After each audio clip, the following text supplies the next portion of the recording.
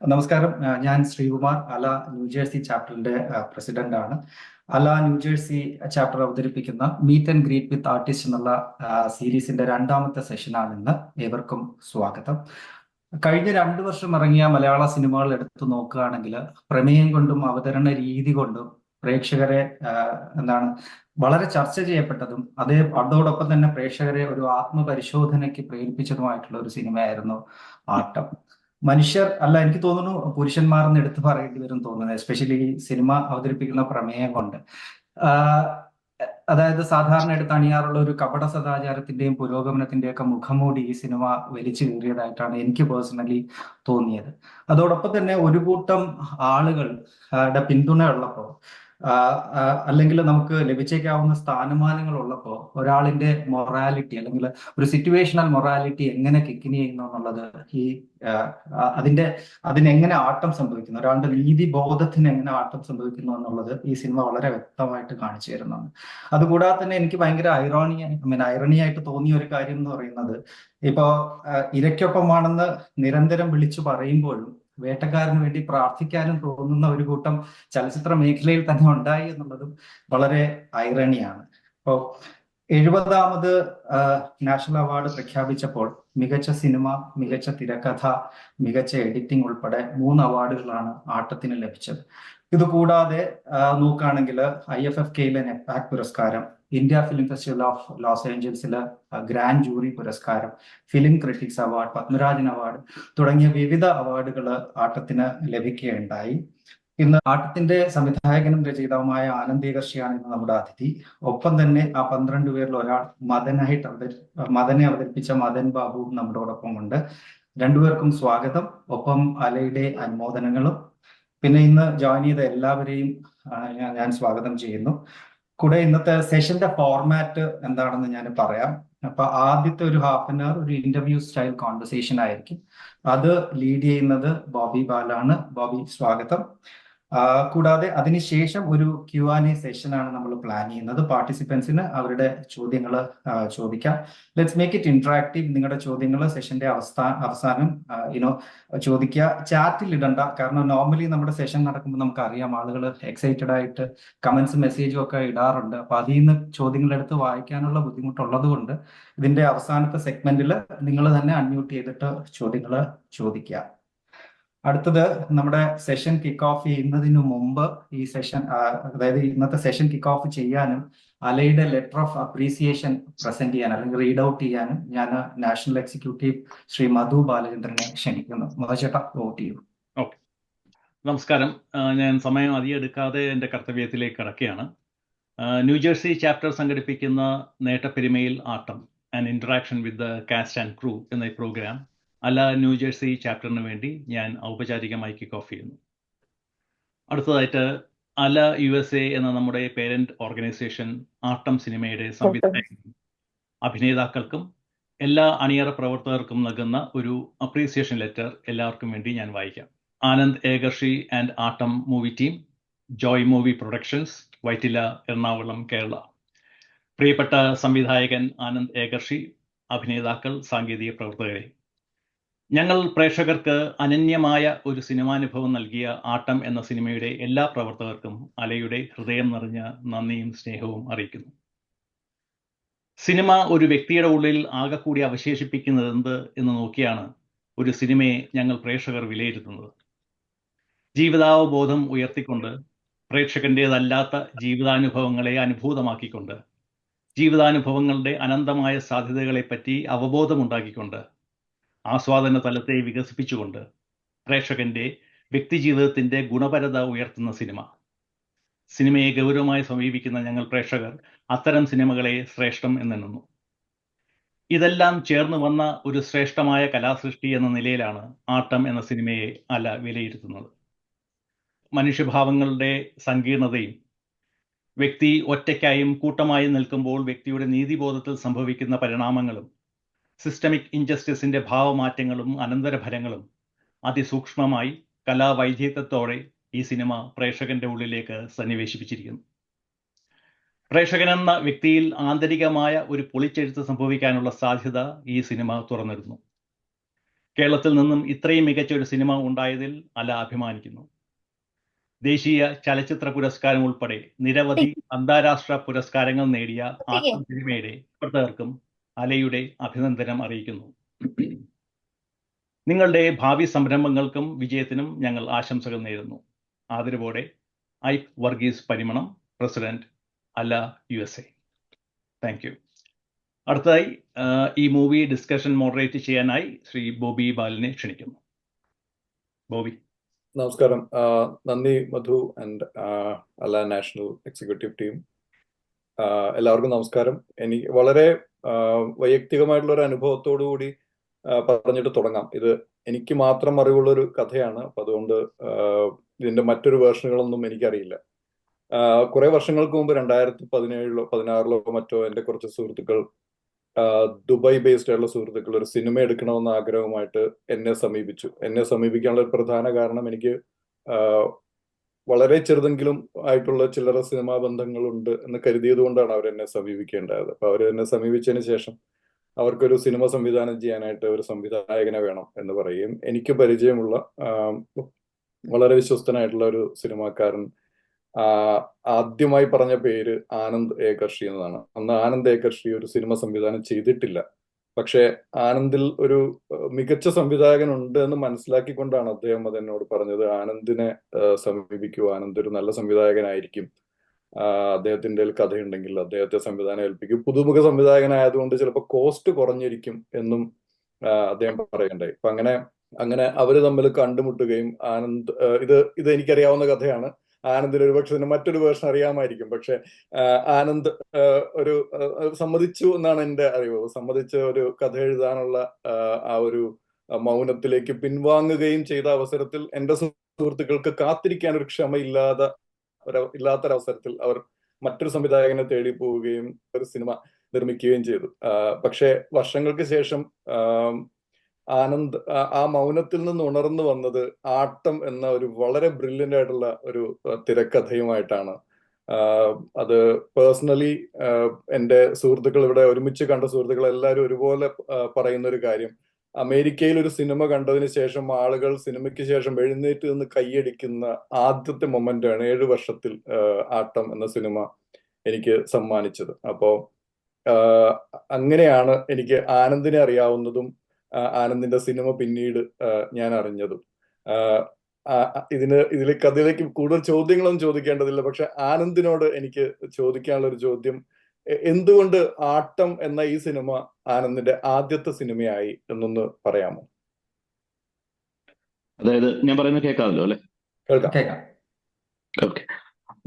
ഈ ആട്ടം എന്ന് പറയുന്ന സിനിമ എങ്ങനെ ആദ്യത്തെ സിനിമ എന്ന് പറഞ്ഞാൽ ഭയങ്കര ഒരു യാദൃശ്ചികമായിട്ട് സംഭവിച്ച ഒരു കാര്യമാണ്. അതായത് ഇപ്പൊ നേരത്തെ അങ്ങ് പറഞ്ഞ പോലെ ഒരു സിനിമയ്ക്ക് ഞാൻ ഒരു കഥ ആലോചിച്ചാൽ ഒരുപാട് സമയം എഴുതാനൊക്കെ എടുക്കുന്ന ഒരാളാണ്. അപ്പൊ ഞാൻ ആട്ടത്തിന് മുമ്പായിട്ട് ടോട്ടലി വേറെ ഒരു സിനിമ എഴുതിക്കൊണ്ടിരിക്കുന്നു, ടോട്ടലി ഡിഫറെന്റ് ആയിട്ടുള്ള സിനിമ എഴുതിക്കൊണ്ടിരിക്കുന്നു. അതിങ്ങനെ ഒരു 5-6 മാസമായിട്ട് അത് ഏകദേശം ഒരു പൂർണ്ണരൂപമൊക്കെ ആയി വരുന്ന സമയം, എന്നാലും അതിനകത്ത് കുറെ കൺഫ്യൂഷൻസ് ഒക്കെ ഉണ്ട്. പിന്നെ എനിക്കിങ്ങനെ മലയാള സിനിമ ഇൻഡസ്ട്രിയിൽ വർക്ക് ചെയ്ത് പരിചയമില്ല. എനിക്ക് ആൾക്കൂടെ അറിയാവുന്ന ഒരു സിനിമാക്കാരെന്ന് പറഞ്ഞാൽ 2-3 പേര്. ഒന്ന് വിനയ് ഫോർട്ട് എന്ന് പറഞ്ഞ ആക്ടറിനെ അറിയാം, പിന്നെ ബി ചേട്ടനെ അറിയാം, ബിജിബാൽ ചേട്ടനെ അറിയാം. അങ്ങനെ വളരെ കുറവ് ആൾക്കാരെ മാത്രമേ എനിക്കറിയുള്ളൂ. അപ്പൊ ഇതൊക്കെ എങ്ങനെ സിനിമയാകും എന്നൊക്കെ ആലോചിച്ചിരിക്കുന്ന സമയത്ത് ഞങ്ങളുടെ ലോകധർമ്മി എന്ന് പറഞ്ഞ നാടക സംഘം ഉണ്ട്.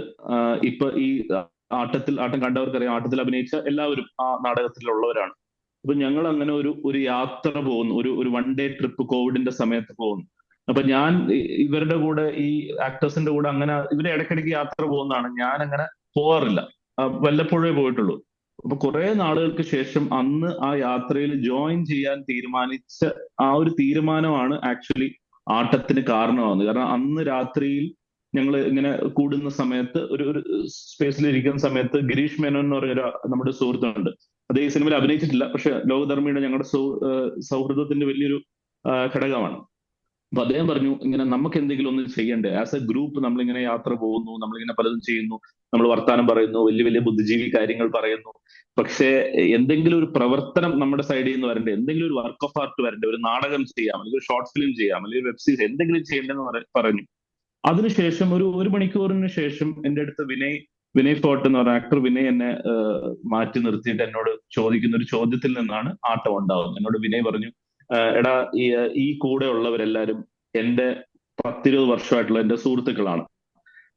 എനിക്ക് ഇവരെല്ലാവരും നാടകക്കാരാണ്. ഇതിനകത്ത് 1-2 പേരെ ഒഴിച്ചു കഴിഞ്ഞാൽ ബാക്കി എല്ലാവരും തന്നെ ഡെയിലി വേജസിന് ജോലി ചെയ്യുന്നവരാണ്. ഇവരെല്ലാവർക്കും സാമ്പത്തികമായ ബുദ്ധിമുട്ടുകൾ ഒട്ടനവധി ഉണ്ട്. പക്ഷെ ഇവരെല്ലാം ഉള്ളുകൊണ്ട് നടന്മാരാണ്. ഇവർക്കൊക്കെ സിനിമയിലേക്ക് വരണം എന്നുണ്ട്. ഞാൻ ഇവരെ എത്രത്തോളം സാമ്പത്തികമായിട്ട് സഹായിക്കും, എനിക്ക് അതിന് അത്ര എല്ലാവരെയും എപ്പോഴും ചെയ്യാനായിട്ടുള്ള അവധിയില്ല. അപ്പോൾ ഇവരെയൊക്കെ സിനിമയിലേക്ക് കൊണ്ടുവരണം എന്ന് എനിക്ക് ആഗ്രഹമുണ്ട്.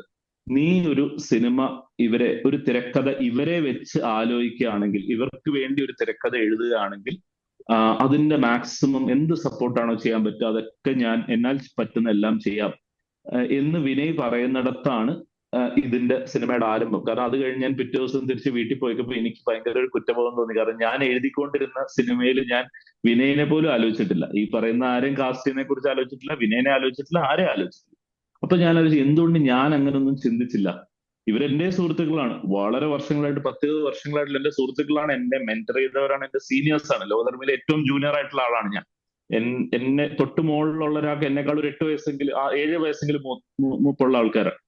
അപ്പൊ അങ്ങനെ അവിടുന്നാണ് ആട്ടം എഴുതാൻ തീരുമാനിക്കുന്നത്. ആട്ടം ഇവരെ വെച്ച് എന്ത് സിനിമ ചെയ്യാൻ പറ്റും എന്ന് പറയുന്ന ഒരു ആലോചനയിൽ നിന്ന്, സത്യം പറഞ്ഞാല് ഒരു ദിവസം കുളിച്ചോണ്ടിരിക്കാൻ നേരത്ത്, ഞാൻ പല സ്ഥലത്ത് പറഞ്ഞാണ്, ഇതാണ് അതിന്റെ സത്യവും, കുളിച്ചോണ്ടിരിക്കാൻ നേരത്ത് ഒരു 15 മിനിറ്റിന്റെ ഒരു ഷവറിനകത്ത് കിട്ടിയ കഥയാണ് ആട്ടം. എൻറ്റയർ സ്റ്റോറി, ലൈക്ക് ആദ്യം തൊട്ട് അവസാനം ക്ലൈമാക്സ് ഉൾപ്പെടെ എനിക്ക് കിട്ടി. എങ്ങനെ കിട്ടിയെന്ന് ചോദിച്ചാൽ അതറിയില്ല. ഒരു പക്ഷെ നമുക്കിങ്ങനെ പല സ്ഥിരമായി കഥകൾ ആലോചിക്കുന്നത് കൊണ്ടും പിന്നെ ഈ സിനിമ സംഭവിക്കേണ്ടത് കൊണ്ടും ആയിരിക്കാം. നമ്മളുടെ ജീവിതം എല്ലാം വളരെ ലീനിയർ ആയിട്ട് നടക്കുന്നതുകൊണ്ട് നമുക്ക് ഇത് കഴിഞ്ഞ് ഇന്ന കാരണം കൊണ്ട് ഇത് സംഭവിച്ചു എന്ന് നമുക്ക് ചിന്തിക്കാം. പക്ഷെ ഞാൻ അങ്ങനെയല്ല കാണുന്ന കാര്യങ്ങളെ. അപ്പൊ അങ്ങനെ സംഭവിച്ചു. കാരണം ഇത്രയും പേരുടെ കളക്റ്റീവ് ആയിട്ടുള്ള ഒരു ആഗ്രഹം ആയതുകൊണ്ടായിരിക്കാം ആ കുളിക്കുന്നതിന്റെ ഇടയ്ക്ക് ഇങ്ങനെ ഫുൾ സ്റ്റോറി കിട്ടി എന്നുള്ളതാണ്. അങ്ങനെയാണ് ആട്ടം സംഭവിക്കുന്നത്. Thank you Anand. ആനന്ദിലേക്ക് തിരിച്ചു വരുന്നതിന് മുമ്പ് മദനെ കൂടി ഇൻട്രൊഡ്യൂസ് ചെയ്യേണ്ടതുണ്ട്. അതിനു മുമ്പ് ഒരു കാര്യം കൂടെ പറഞ്ഞോട്ടെ. ലോകധർമ്മി എന്ന കൂടിയിരിക്കുന്ന പ്രേക്ഷകർക്ക് ലോകധർമ്മി എന്ന ഈ ഒരു നാടക സംഘം പ്രൊഫസർ ചന്ദ്രദാസൻ എന്ന എൻ്റെ പഴയ അധ്യാപകനാണ്. അദ്ദേഹം നാടക കലയിൽ ഇന്ന് ജീവിച്ചിരിക്കുന്നതിൽ ഏറ്റവും അഗ്രഗണ്യനായിട്ടുള്ള ഒരു നാടക സംവിധായകൻ കൂടിയാണ്. അദ്ദേഹം ലോകധർമ്മിയുടെ ഡയറക്ടറാണ്. മദനും ആനന്ദും ഒക്കെ ആ ഒരു ഗ്രൂപ്പിൽ പെട്ട ആളുകളാണ്. ഒരുപാട് നാടകങ്ങൾ നമ്മളുടെ ഇന്ത്യയിലും വിദേശത്തും ഒക്കെ അവതരിപ്പിച്ചിട്ടുള്ള പരിചയം ചന്ദ്രദാസാന്റെ ലോകധർമ്മി നാടക ഗ്രൂപ്പിനുണ്ട്. പേഴ്സണലി എനിക്ക് 1-2 തവണ പങ്കെടുക്കാൻ കഴിഞ്ഞിട്ടുണ്ട് എന്ന് അഭിമാനത്തോടെ ഓർക്കുകയാണ്. ഇപ്പോൾ മദനിലേക്ക് വരികയാണെങ്കിൽ, മദൻ ഇത് വീണ്ടും ഒരു പേഴ്സണൽ ആയിട്ടുള്ള ഇതാണ്. മദനെ വെളിച്ചപ്പാടിനെ എല്ലാവർക്കും അറിയാം. വെളിച്ചപ്പാട് ആരെ അറിയില്ല എന്ന് പറയുന്നവർ. മദനെ എനിക്ക് 1997 മുതലേ അറിയാം. 97-98 കാലഘട്ടം മുതൽ അറിയാം. അദ്ദേഹത്തിന് എന്നെ അറിയില്ല. ഞങ്ങൾക്ക് പൊതുവായി ഒരു കോമൺ സുഹൃത്തുണ്ട്. ആ സുഹൃത്തിനോടൊപ്പം മദൻ പ്രസ് അക്കാഡമിയിൽ ഒരു ജേർണലിസ്റ്റ് ആവാൻ പഠിച്ച് തുടങ്ങിയ മനുഷ്യനാണ് മദൻ എന്നാണ് ഞാൻ മനസ്സിലാക്കുന്നത്. അന്ന് മുതൽ മദൻ ഒരു അടിമുടി കലാകാരനാണ്. മദനുമൊത്തുള്ള ബൗദ്ധികമായ ചർച്ചകളെ കുറിച്ചൊക്കെ ഞങ്ങളോട് വാതോരാതെ ഞങ്ങളുടെ പൊതു സുഹൃത്ത് പറയാറുണ്ട്. അപ്പൊ അന്ന് മുതൽ മദനെ പരിചയപ്പെടണമെന്നുള്ള ആഗ്രഹവും, ഞാൻ കേരളത്തിന് പുറത്തേക്ക് സ്ഥലം മാറിയതുകൊണ്ട് കാണാൻ കഴിയാതിരിക്കുകയും സോഷ്യൽ മീഡിയ ഇതുപോലെ പല ആളുകളെയും എന്നിലേക്ക് അടുപ്പിക്കുകയും ചെയ്ത കൂട്ടത്തിലാണ് എനിക്ക് മദനെ സുഹൃത്തായി കിട്ടുകയും. അദ്ദേഹം ഞാൻ നേരത്തെ പറഞ്ഞ പോലെ ഒരു അടിമുടി കലാകാരനാണ്. എഴുത്തുവഴികളിലൂടെയുള്ള ഒരു ജീവിതമുണ്ട്. നാടകത്തിന് പുറമെ തന്റെ ജോലിയിൽ പോലും അദ്ദേഹത്തിന്റെ സ്വതസിദ്ധമായ ആർട്ട് വർക്ക് ജോലിയിൽ കാണിക്കുന്നുണ്ട് എന്നുകൂടി എനിക്കറിയാം. അപ്പോ മദനെയും കൂടെ ഞാൻ ഇതിലേക്ക് ഇൻട്രൊഡ്യൂസ് ചെയ്യുകയാണ്. മദൻ, ഞാൻ ഞെട്ടിപ്പോയി എന്ന് ആ വിദേശ പര്യടനത്തെ കുറിച്ച് ഷാജോന്റെ ക്യാരക്ടർ എന്ന് പറയുന്ന ആ രംഗം മുതൽ മദൻ മറ്റൊരാളാണ്. മദനിലൊരു പരിണാമം സംഭവിച്ചു തുടങ്ങിയിരിക്കുന്നു. ആ ഒരു അനുഭവം ഒന്ന് പറയാമോ? അന്നത്തെ ഷൂട്ടിന്റെ അനുഭവം വളരെ രസകരമായിരുന്നു. പക്ഷെ ആ ക്യാരക്ടർ ആനന്ദ് ഡിസൈൻ ചെയ്തൊരു ക്യാരക്ടറാണ് അത്. അപ്പൊ നമുക്ക് അതിനു മുമ്പ് നമുക്ക് കിട്ടിയ ഒരു ട്രെയിനിങ് എന്ന് പറഞ്ഞാൽ, ഞങ്ങൾ കുറച്ച് ദിവസം ഇങ്ങനെ ക്യാമറയോ വെച്ചും അല്ലാതെയും ഒക്കെ നമ്മൾ റിഹേഴ്സൽ ചെയ്തിരുന്നു. അപ്പൊ എനിക്ക് മനസ്സിലായ ഒരു കാര്യം, എന്നെ സംബന്ധിച്ച് ഞാൻ ഈ എഴുത്തിൽ ഇങ്ങനെ ഒതുങ്ങി നിൽക്കുന്ന ഒരു സ്വഭാവമുണ്ട്. ചന്ദ്രാസ മാഷ് വിളിക്കുന്ന നാടകങ്ങളിലൊക്കെ നമ്മൾ അഭിനയിക്കുമെങ്കിലും എനിക്ക് ആക്ടിങ് ഒരു എൻ്റെ ആട്ടം കഴിയുന്നതിന് മുമ്പ് വരെ എൻ്റെ ഒരു സെക്കൻഡ് പാഷനാണ്. ഇപ്പൊ അത് എൻ്റെ ഫസ്റ്റ് പാഷനാണ്. എഴുത്തിൽ നിൽക്കുമ്പോൾ ഞാൻ വളരെ ഇൻട്രോവേർട്ടാണ്. എനിക്ക് ആളുകളുമായിട്ടൊക്കെ ഇങ്ങനെ സംസാരിക്കും, പബ്ലിക്കായിട്ട് സംസാരിക്കും, ഇഷ്ടമാണെങ്കിൽ പോലും ഒന്ന് ഉൾവലിയാനുള്ള ഒരു പ്രേരണയുണ്ട്. പക്ഷേ ഈ ക്യാരക്ടർ ഡിസൈൻ ചെയ്തത് ആനന്ദിന്റെ തന്നെ ഡിസിഷനാണ്. ആ ക്യാരക്ടറിനെ അങ്ങനെ ഒരു ട്രാൻസ്ഫോർമേഷൻ കൊണ്ടുവരിക എന്നുള്ളത്. അപ്പൊ ഞാൻ സ്പോണ്ടേനിയസ് ആയിട്ട് ഒരു ഡയലോഗിൽ എങ്ങനെ ജീവിക്കാൻ പറ്റും, ഒരു ഡയലോഗിന്റെ സ്പോണ്ടൈനിറ്റിയിൽ നമ്മൾ ആ ഒരു മൊമെന്റിൽ എങ്ങനെ റിയൽ ആയിട്ട് ജീവിക്കാൻ പറ്റും. അപ്പൊ ആനന്ദ് നമുക്ക് പറഞ്ഞു തന്നിട്ടുള്ള ഒരു ട്രെയിനിങ് സെഷനിൽ പറഞ്ഞു തന്നിട്ടുള്ള ഒരു കാര്യമുണ്ട്. നമ്മളത് ആ മൊമെന്റിൽ ആ ഒരു കഥാപാത്രമായി കഴിഞ്ഞാൽ മനസ്സിനകത്തൊരു സ്പാർക്ക് ഉണ്ടാവും. ആ സ്പാർക്ക് കിട്ടിയാൽ നിങ്ങൾ ക്യാരക്ടറായി എന്നാണ് ഞങ്ങൾക്ക് കിട്ടിയിട്ടുള്ള ഒരു ട്രെയിനിങ് മൊത്തം ആക്ടേഴ്സിന്. അതായിരുന്നു നാടകത്തിൽ നമുക്ക് ചിലപ്പോൾ ഇത് ത്രൂ ഔട്ട് കിട്ടുന്നുണ്ടാവണം, ചിലപ്പോഴൊക്കെ നമ്മൾ നാടകത്തിൽ ഫേക്ക് അടിക്കുന്നുണ്ടാവണം. അത് പക്ഷെ ദൂരെയുള്ള പ്രേക്ഷകർക്ക് അറിയണമെന്നില്ല. പക്ഷെ ക്യാമറയെ കബളിപ്പിക്കാൻ നമുക്ക് ഒരിക്കലും പറ്റില്ല എന്നത് നമ്മളുടെ ആ ഒരു ട്രെയിനിങ് സെഷനിൽ കിട്ടിയിട്ടുള്ള ഒരു അറിവാണ്. ക്യാമറയ്ക്ക് മുമ്പിൽ നമ്മൾ ഒരു തരത്തിലും എന്തും ഒളിപ്പിക്കാൻ പറ്റില്ല. മനസ്സിനെ ഒളിപ്പിക്കാൻ പറ്റാത്ത ഒരു സാധനമാണ് സാങ്കേതികമായി ക്യാമറ എന്നുള്ളത്. അപ്പൊ കൃത്യമായും ആത്മാർത്ഥമായിട്ട് അത് ചെയ്യുക. ഏത് ഡയലോഗാണോ കിട്ടുന്നത്, ആനന്ദ് തരുന്നൊരു ഡയലോഗ്, ആ ഡയലോഗിന്റെ മർമ്മം അറിഞ്ഞുകൊണ്ട് ആ സമയത്ത് ബിഹേവ് ചെയ്യുക. അതാണ് അവിടെ സംഭവിച്ചത്. പിന്നെ ഷാജോന്റെ കൂടെ അഭിനയിക്കുമ്പോൾ എനിക്ക് കൃത്യമായും ഒരു നല്ല പേടിയുണ്ടായിരുന്നു. കാരണം വളരെ പ്രൊഫഷണൽ ആയിട്ടൊരു ആക്ടറാണ് അദ്ദേഹം. വളരെ സ്പോണ്ടേനിയസ് ആയിട്ട് അഭിനയിക്കുന്ന ഒരാളാണ്. പരിസരത്തിനെ മൊത്തം കയ്യിലെടുക്കുന്ന ആളാണ്. അത്തരം ഒരാളുടെ കൂടെ ഞാൻ ഒരു ബിഗിനർ അഭിനയിക്കുമ്പോൾ എന്താണെന്ന് എനിക്ക് ഭയങ്കര ടെൻഷൻ ഉണ്ടായിരുന്നു. പക്ഷെ അദ്ദേഹത്തിന്റെ സ്വതസിദ്ധമായ ശൈലിയിൽ അദ്ദേഹം നമ്മളെ ഉൾച്ചേർക്കുകയും അത് വളരെ കാലത്തെ പരിചയമുള്ള, ഞാൻ ആദ്യം അദ്ദേഹം കാരവാനിൽ നിന്ന് ഇറങ്ങി വരുമ്പോൾ ഞാൻ പറയുന്നുണ്ട്, ഷാജോൻ ഞാൻ എടാന്നൊക്കെ വിളിക്കുന്നുണ്ട് എന്ന് പറയുന്നുണ്ട്. അപ്പൊ അതങ്ങനെയാണല്ലോ, നിങ്ങൾ ക്യാരക്ടർ അല്ലേ പറയുന്നത്, കുഴപ്പമില്ല എന്നൊക്കെ പറഞ്ഞ് ഞങ്ങൾ വളരെ ആ സീൻ എന്നെ നന്നായിട്ട് പോയി. എനിക്ക് ടെൻഷൻ ഉണ്ടായിരുന്നെങ്കിൽ പോലും അത് അങ്ങനെ അല്ലാതെ തന്നെ പോയി എന്നാണ് എനിക്ക് തോന്നുന്നത്. മദൻ ചേട്ടൻ ആക്ച്വലി ഞെട്ടിപ്പോയി എന്ന് പറയുമ്പോൾ കുറച്ചൊരു ഭാഗം ഷാജോൺ ചേട്ടന്റെ അഭിനയം കണ്ടിട്ട് ഞെട്ടിപ്പോകുന്നതിന്റെ ഒരു ഞെട്ടലും ഉണ്ട്. അതെ തീർച്ചയായിട്ടും. ആ സീൻ കുറച്ച് ചലഞ്ചിങ് ആയിരുന്നു. കാരണം ചലഞ്ചിങ് ഇൻ ദ സെൻസ് ഇപ്പൊ മദൻ ചേട്ടൻ പറഞ്ഞ പോലെ ഈ സിനിമയില് ഹരിയുടെ ക്യാരക്ടറായിട്ട് ഷാജോണുമായിട്ട് ചേർന്ന് അഭിനയിക്കുന്ന കോമ്പിനേഷൻ സീൻസ് ഉള്ളത് പ്രശാന്തിനും ഒരു സീനും, ബാക്കി ആക്ടേഴ്സിന് പ്രശാന്തിന് ഒരു സീനും മദൻ ചേട്ടനും മാത്രമേ ഉള്ളൂ. അപ്പൊ ഇവരെല്ലാരും തന്നെ നാടകത്തിൽ നിന്ന് വന്നവരാണ്. അപ്പൊ നാടകത്തിൽ നിന്ന് വന്ന ഒരാള് വിനയ് ഇവരുടെ സുഹൃത്താണ്. അപ്പൊ വിനയായിട്ടുള്ള ഒരു സ്വാതന്ത്ര്യം വേറെയാണ്. അപ്പൊ പെട്ടെന്ന് ഒരു ഷാജോൺ ചേട്ടനെ പോലെ ഒരാൾ വരുന്നു ഓൺ സെറ്റ് വരുമ്പോഴത്തേക്കും ഒരു ടെൻഷൻ ഉണ്ടാവും, കോമ്പിനേഷൻ സീൻ. അപ്പൊ അദ്ദേഹം ഒരു മിനിറ്റ് കൊണ്ടാണ് എൻറ്റയർ ഡയലോഗ് പഠിക്കുന്നത്. ഒരു മിനിറ്റ് കൊണ്ട് എൻറ്റയർ ഡയലോഗ് പഠിക്കുന്നു. കണ്ടിന്യൂറ്റിയുടെ ഒക്കെ മാസ്റ്ററാണ്. അപ്പൊ ഓരോ ഇങ്ങനെ അനായാസമായിട്ട് പല കാര്യങ്ങൾ ചെയ്തുകൊണ്ട് ഡയലോഗ് പറയുമ്പോഴത്തേക്കും ഈ കൂടെയുള്ള ഒരു ആക്ടർ ഇത് കാണുന്നും കൂടെ ഉണ്ടല്ലോ. ഈ സംഭവം അവനവന്റെ റോളിൽ നിൽക്കുമ്പോൾ ഇത് കാണുന്നതിന്റെ ഒരു ഞെട്ടലുണ്ട്. അതിനോട് റെസ്പോണ്ട് ചെയ്യണം. കാരണം അവര് ഒരു പ്രാവശ്യം ഒരു ടേക്കിൽ ചെയ്യുന്ന പോലെ ആയിരിക്കില്ല അടുത്ത ടേക്കിലെ അതിന്റെ ടൈമിങ്. അപ്പൊ ഇതിനോടൊക്കെ റെസ്പോണ്ട് ചെയ്യണം. അപ്പം അതൊരു ഭയങ്കര ഇൻട്രസ്റ്റിംഗ് ആയിട്ടുള്ള ചലഞ്ചായിരുന്നു. അത് മദൻ ചേട്ടനും പ്രശാന്തിനും മാത്രം ഉണ്ടായിരുന്ന ഒരു ചലഞ്ചായിരുന്നു. യെസ്, ഞാൻ ചുമ്മാ ഒന്ന് കൂട്ടിച്ചേർത്തുന്നുണ്ട്. അല്ല, വളരെ നന്ദി. ഞാൻ അതിലേക്ക് വരാം. കാരണം താങ്കളുടെ കുറെയൊക്കെ പറഞ്ഞു. പക്ഷെ ഈ നടന്മാരൊക്കെയും എനിക്കാണ് സെറിൻ ഓൾസോ ഒരു നാടക ബാക്ക്ഗ്രൗണ്ടിൽ നിന്ന് വന്നവരാണല്ലോ. സമ്പൂർണമായും നാടക ബാക്ക്ഗ്രൗണ്ട് ഉള്ള ആളുകളാണ്. അവർ ഈ സാങ്കേതികമായ ഈ ചൂടുമാറ്റം, സിനിമ എന്നുള്ളത് മദൻ പറഞ്ഞതുമാതിരി എല്ലാം ഒപ്പിയെടുക്കുന്ന ഒരു ഇതാണ്. അതായത് ഒന്ന് തെറ്റിക്കഴിഞ്ഞാൽ വീണ്ടും അഭിനയിക്കാം, ടൈമിങ്, ഇതൊക്കെ ഒരുപാട് നോക്കേണ്ട കാര്യങ്ങളാണ്. ചിലപ്പോൾ രണ്ടാമത് ഷൂട്ട് ചെയ്യേണ്ടി വരും. അപ്പൊ കണ്ടിന്യൂറ്റി പ്രശ്നങ്ങൾ ഉണ്ടാവും. ഇതിനെയൊക്കെ എങ്ങനെയാണ് തരണം ചെയ്തത്? കാരണം നാടകത്തിൽ നിന്ന് വരുന്നവർക്ക് അതിൻ്റെതായ കുറച്ച് ലിമിറ്റേഷൻസോ അഭിനയിക്കാനുള്ള കഴിവിനപ്പുറം മാറ്റി നിർത്തിയാൽ ബാക്കി കുറച്ച് ലിമിറ്റേഷൻസ് ഉണ്ടാകുമെന്നാണ് കരുതുന്നത് സിനിമയിലെത്തുമ്പോൾ. അതിനെ എങ്ങനെ അഡ്രസ് ചെയ്തു? അങ്ങനെ എന്തെങ്കിലും ഉണ്ടായിരുന്നു? അത് ആക്ച്വലി ഈ നാടകത്തിൽ നിന്ന് വരുമ്പോൾ ഒരു ലിമിറ്റേഷൻ അല്ല ജനറലി ഉണ്ടാവുന്നത്. ആ ഒരു ഭയങ്കര സാധ്യതയോടുകൂടിയാണ് തിയേറ്ററിൽ നിന്ന് സിനിമയിലേക്ക് വരുമ്പോൾ. പക്ഷെ പറ്റിപ്പോകുന്നത് വെച്ചാൽ അവർക്ക് ആ ട്രാൻസിഷനുള്ള തിയേറ്റർ എന്ന് പറഞ്ഞ ഫോമിൽ നിന്ന്, തിയേറ്റർ എന്ന് പറഞ്ഞ ഫോം മാത്രമല്ല, തിയേറ്റർ ആയാലും നാടകമായാലും കഥകളി ആയാലും കൂടിയാട്ടമായാലും മറ്റേത് അഭിനയ മേഖലയിൽ നിന്നും സിനിമയിലോട്ട് വരുമ്പോഴുള്ള ട്രാൻസിഷനുള്ള ഒരു സമയം പൊതുവെ ഡയറക്ടേഴ്സ് കൊടുക്കാറില്ല. അവർ വന്നങ്ങ് ചെയ്തോളും എന്ന് വിശ്വസിക്കുന്നവരാണ്. അതിലേക്ക് ഒരു മാറ്റം വരാനായിട്ടൊരു സമയം എടുക്കും. വന്നു കഴിഞ്ഞാൽ തിയേറ്റർ ആക്ടേഴ്സിനോളം പെർഫോം ചെയ്യാൻ സിനിമയിൽ പറ്റുന്നവർ വേറെ ഉണ്ടാവില്ല താൻ. കാരണം അവരുടെ വേറെ ഒരുപാട് സ്കില്ലുകളുണ്ട്. സിനിമ ആക്ടിങ്ങിൽ മാത്രം വളർന്നവർക്ക് ഇല്ലാത്ത ഒരുപാട് സ്കിൽ. അതിപ്പോ നമ്മളിപ്പോ തിലകൻ എടുത്താലും നെടുമുടി വേണുവിനെ എടുത്താലും ഭരത് ഗോപിനെ എടുത്താലും എല്ലാവരിലും കാണാൻ പറ്റുന്ന ഒരു കാര്യമാണ്. ഈവൻ ഇൻക്ലൂഡിങ് ജഗതി വന്നിരിക്കുന്ന തിയേറ്ററിൽ നിന്നാണ്. അത് വേറൊരു സ്കിൽ അവരുടെ ഉണ്ട് എന്നുള്ളതാണ്.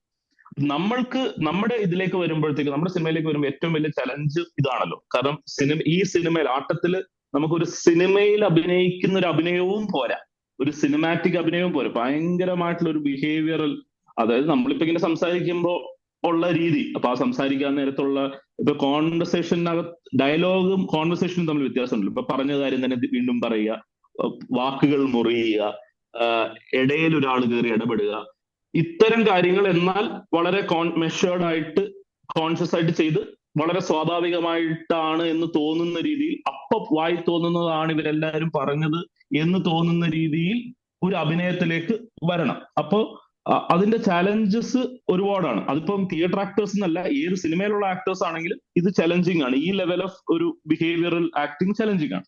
അപ്പൊ ഞാൻ ആലോചിച്ചൊരു കാര്യം വെച്ചാൽ, എന്തൊക്കെ ബുദ്ധിമുട്ടുകൾ ഇവർക്ക് ഒഴിവാക്കാൻ പറ്റും. ആദ്യം ഇവര് സിനിമയിലേക്ക് വരുമ്പോൾ ആദ്യത്തെ കാര്യം എന്ന് വെച്ചാൽ, ഇവരായി തന്നെ ഇവരുടെ ബോഡി, ശരീരം, ശബ്ദം ഒക്കെ ഇവരുടെ തന്നെ കീപ്പ് ചെയ്യട്ടെ. അതായത് ഇപ്പൊ മദൻ ചേട്ടൻ എന്ന് പറയുന്ന ആളുടെ പേര് മാറ്റണ്ട. ഈ കഥാപാത്രങ്ങൾ എല്ലാവരും 10-20 വർഷമായിട്ട് അറിയാവുന്നവരാണ്, തമ്മിൽ അറിയാവുന്നവരാണ്.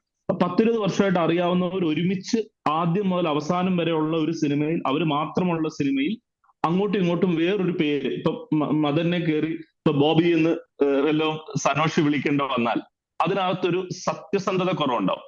അതായത് എപ്പോഴും ആ പേര് ഓരോ പ്രാവശ്യം വിളിക്കുമ്പോഴും അത് അറിയാം അതല്ല അയാളുടെ പേരെന്നും ആ ഒരു സ്വാഭാവികത കുറവുണ്ടാവും.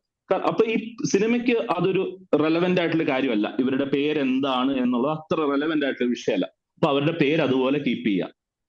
ഇവരുടെ ഇപ്പൊ മദൻ ചേട്ടൻ സംസാരിക്കുന്ന ഒരു രീതി ഉണ്ടാവും, ഒരു ഡയലോഗ് പറയുന്ന രീതി ഉണ്ടാവും, ഒരു ആക്സെന്റ് ഉണ്ടാവും. ഇപ്പൊ ജോളി സംസാരിക്കുന്ന രീതി ഉണ്ടാവും. ഓരോരുത്തരും ജോളി വരുന്നത് പറവൂർ സൈഡിൽ നിന്നായിരിക്കും, സനോഷ് വരുന്നത് പള്ളുരുത്തി സൈഡിൽ നിന്നായിരിക്കും, വിനയ് കുറെ കൂടെ ഒരു കൊച്ചി സൈഡിൽ നിന്നായിരിക്കും വരുന്നത്. ഇവരുടെ സംസാര രീതി അത് മാറ്റേണ്ട ആവശ്യമുണ്ടോ? സിനിമയുടെ ആകത്തുകയായിട്ടുള്ള ഒരു ഏരിയയിൽ അത് ആവശ്യമില്ല. അപ്പൊ അതും അതേപോലെ കീപ്പ് ചെയ്യാം. ഇവരുടെ തൊഴിലും നമുക്ക് ഇമ്പോർട്ടന്റ് ആണ്. അപ്പൊ പലരുടെയും തൊഴിൽ അതേപോലെ കീപ്പ് ചെയ്തിട്ടുണ്ട്. ഇവരുടെ ഒരു ചെറിയൊരു പേഴ്സണാലിറ്റി ഉണ്ട്, ബോഡി ലാംഗ്വേജ് ഉണ്ട്. ഇവർ നടക്കുന്ന രീതി, പറയുന്ന രീതി, അവതരിപ്പിക്കുന്ന രീതി. ഇവരുടെ ആദ്യത്തെ സിനിമയാണ്. അപ്പൊ എനിക്കത് ഭയങ്കര ഗുണമാണ്. പുറത്തുനിന്ന് കാണുന്നവർക്ക് അറിയില്ലല്ലോ, ഇവരിപ്പോ ഇവരുടെ ജീവിതത്തിലും ഇതേപോലെ ആയിരിക്കും ഇവർ സംസാരിക്കുന്നതെന്ന് അറിയില്ല. പുറത്തുനിന്ന് കാണുന്നവർക്ക് എല്ലാവർക്കും ഇത് യുണീക്ക് ആയിട്ടുള്ള പെർഫോമൻസും ഡയലോഗ് റെൻഡറിങ്ങും മുഖങ്ങളും അഭിനയ രീതിയുമാണ്. പുറത്തുനിന്ന് ഇവരുടെ സ്വാഭാവികമായ സംസാരം തന്നെ പുറത്തുനിന്നുള്ളവരെ സംബന്ധിച്ചോളം അതൊരു യുണീക്ക് ആയിട്ടുള്ള രീതികളാണ്. അപ്പൊ ഇതെല്ലാം അങ്ങനെ തന്നെ കീപ്പ് ചെയ്യാം എന്ന് തീരുമാനിച്ചു. അപ്പൊ അവർക്ക് അത്രയും ഭാരം കുറഞ്ഞു. ഇപ്പൊ പെട്ടെന്ന് ഇപ്പൊ ഞാൻ മദൻ ചേട്ടനോട് പറയുകയാണ്, നിങ്ങൾ കണ്ണൂരുള്ള ഒരാളാണ്, കണ്ണൂരെ കഥാപാത്രമാണ്, അല്ലെങ്കിൽ കാസർഗോഡുള്ള ആ ആക്സെന്റിൽ സംസാരിക്കും എന്ന് പറഞ്ഞാൽ you are adding on to the burden. On top of ഇവർ ഡയലോഗ് പഠിക്കണം, ഇന്ററാക്ട് ചെയ്യണം, ഒരുപാട് ഡയലോഗുകൾ അങ്ങോട്ടും ഇങ്ങോട്ടും ഉള്ള സിനിമയാണ്. അപ്പൊ അത്തരം കാര്യങ്ങൾ മാറ്റുക എന്നുള്ളതായിരുന്നു ഫസ്റ്റ് ഡിസിഷൻ. അപ്പൊ തന്നെ അവര് ഈസായി. പക്ഷെ ഇത് ഒട്ടും എളുപ്പവുമല്ല. നമ്മളുടെ തന്നെ ഒരു പേഴ്സണാലിറ്റിയിൽ നിൽക്കുക എന്ന് പറയുന്നത് എളുപ്പമല്ല. അതിനാണ് പിന്നെ നമുക്കൊരു റിഹേഴ്സൽസ് ഒരുപാട് സഹായിച്ചു എന്നുള്ളത്. നമ്മളൊരു 35 days നമ്മൾ ക്യാമറ വെച്ച് റിഹേഴ്സൽ ചെയ്ത്, 7 ദിവസം ലൊക്കേഷനിൽ റിഹേഴ്സൽ ചെയ്ത്.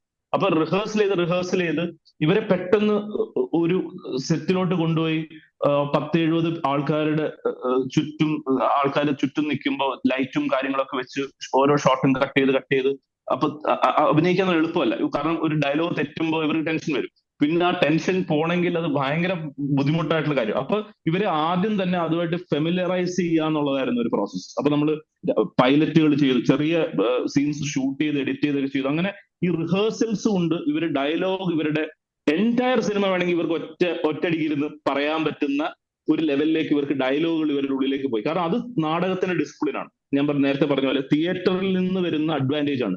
എത്ര വേണമെങ്കിൽ റിഹേഴ്സൽസ് ചെയ്യാം, ഡയലോഗുകൾ പഠിക്കാം, ഒറ്റയ്ക്കിരുന്ന് പ്രാക്ടീസ് ചെയ്യാം. അപ്പൊ ഇവരുടെ ഡയലോഗ് ഇവരുടെ സബ് കോൺഷ്യസ് അൺകോൺഷ്യസിലോട്ട് പോയി കഴിഞ്ഞപ്പോൾ പിന്നെ ഇവർക്ക് ഇവരുടെ അഭിനയത്തിൽ ശ്രദ്ധിക്കാൻ പറ്റുന്ന ലെവലിലേക്ക് അവർ വന്നു. അവർക്ക് അതിനകത്ത് നുവാൻസസ് കൊണ്ടുവരാം, റിയാക്ഷൻ കൊണ്ടുവരാം, ഡയലോഗിന് മുമ്പ് അഭിനയിക്കാം, ഡയലോഗിന്റെ ഇടയിൽ അഭിനയിക്കാം, ഡയലോഗ് കഴിഞ്ഞ് അഭിനയിക്കാം. അങ്ങനെയുള്ള സ്പേസിലേക്ക് ഇവർ അറിഞ്ഞും അറിയാതെയും സ്വയം എത്തി. അതായത് ആക്ടിങ് ഇവര് അനുഭവിച്ചു തുടങ്ങി സ്പോണ്ടേനിയസ് ആയിട്ട്. അതിന് റിഹേഴ്സലാണ് സഹായിച്ചത് ആക്ച്വലി.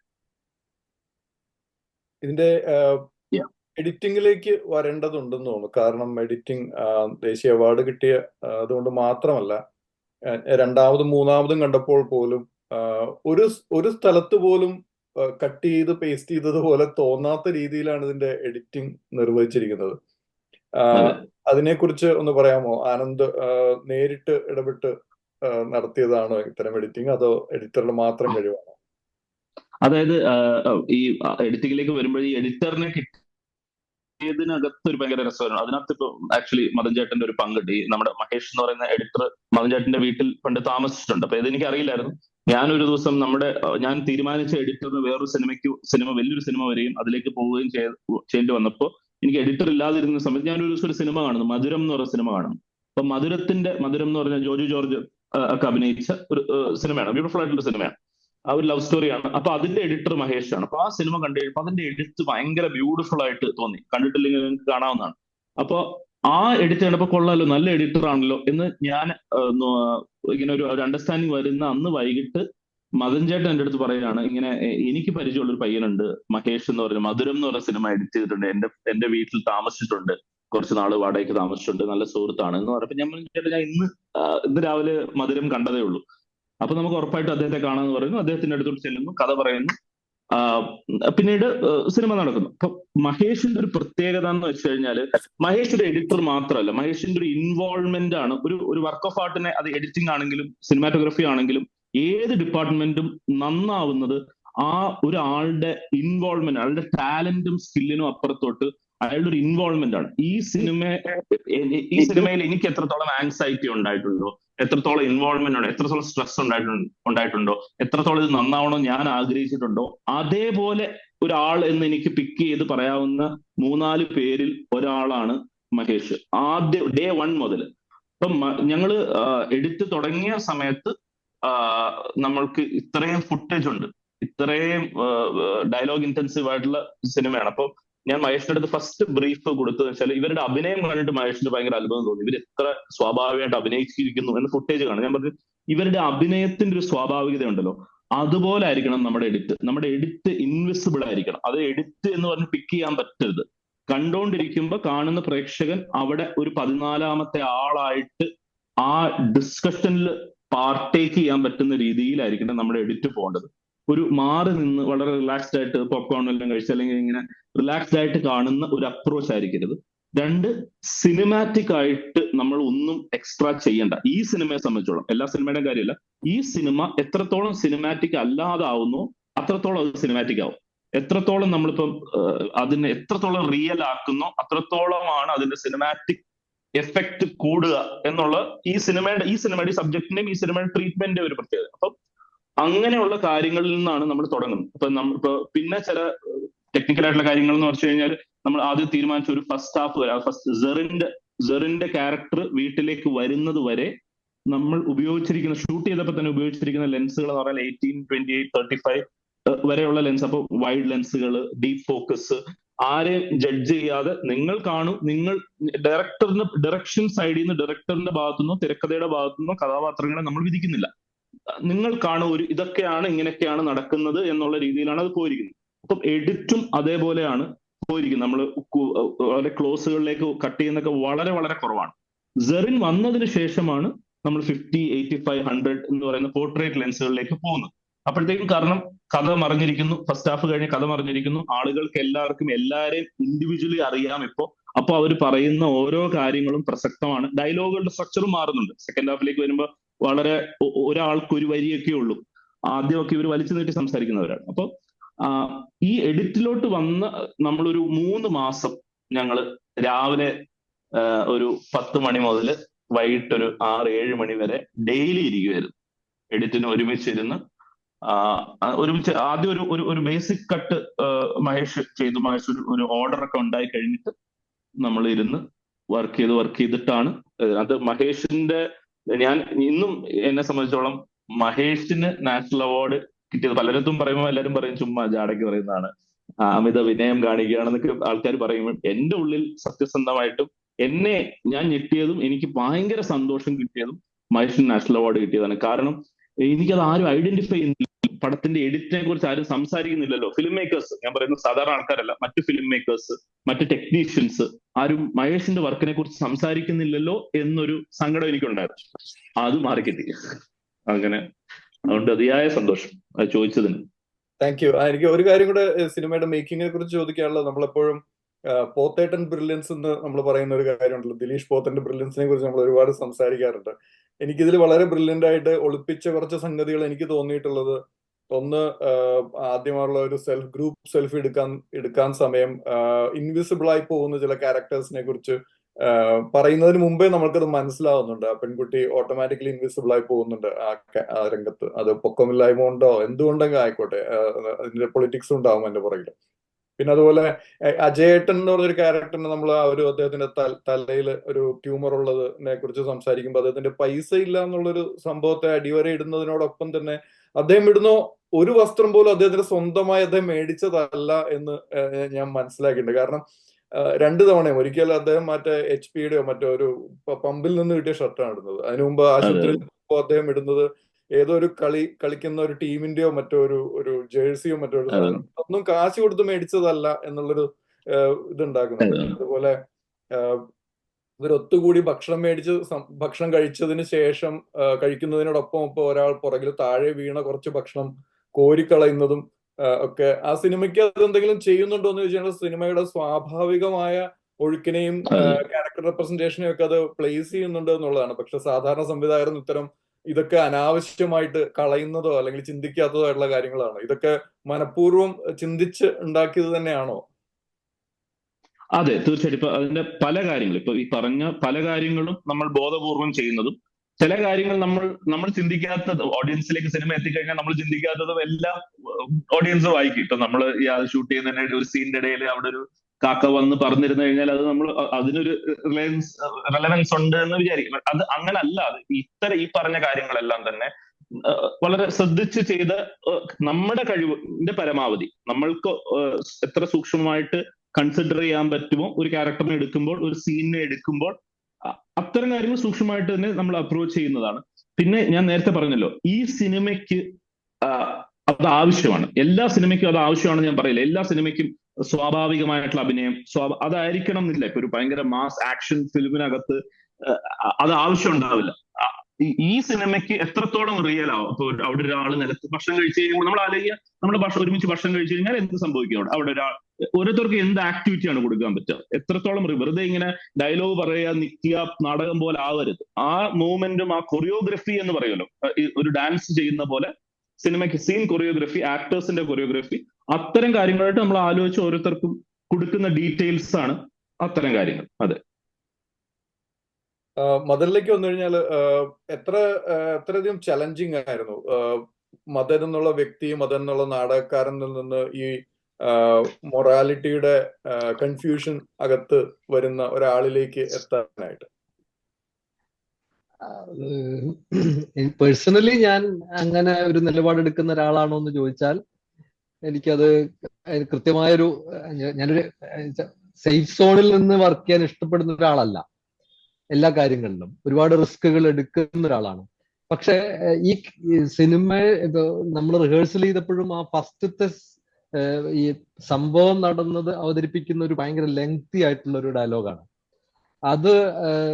അത് നന്നായിട്ട് ബർഹിയേറ്റ് ചെയ്ത് അതിന്റെ ഓരോ ന്യൂആൻസസും ഇങ്ങനെ പറഞ്ഞും ഒരുപാട് പ്രാക്ടീസ് ചെയ്തൊക്കെ ചെയ്തിട്ട് നമ്മള് ഈ ക്യാമറ വെച്ച് റിഹേഴ്സൽ ചെയ്തെന്ന് പറഞ്ഞല്ലോ ആനന്ദ്.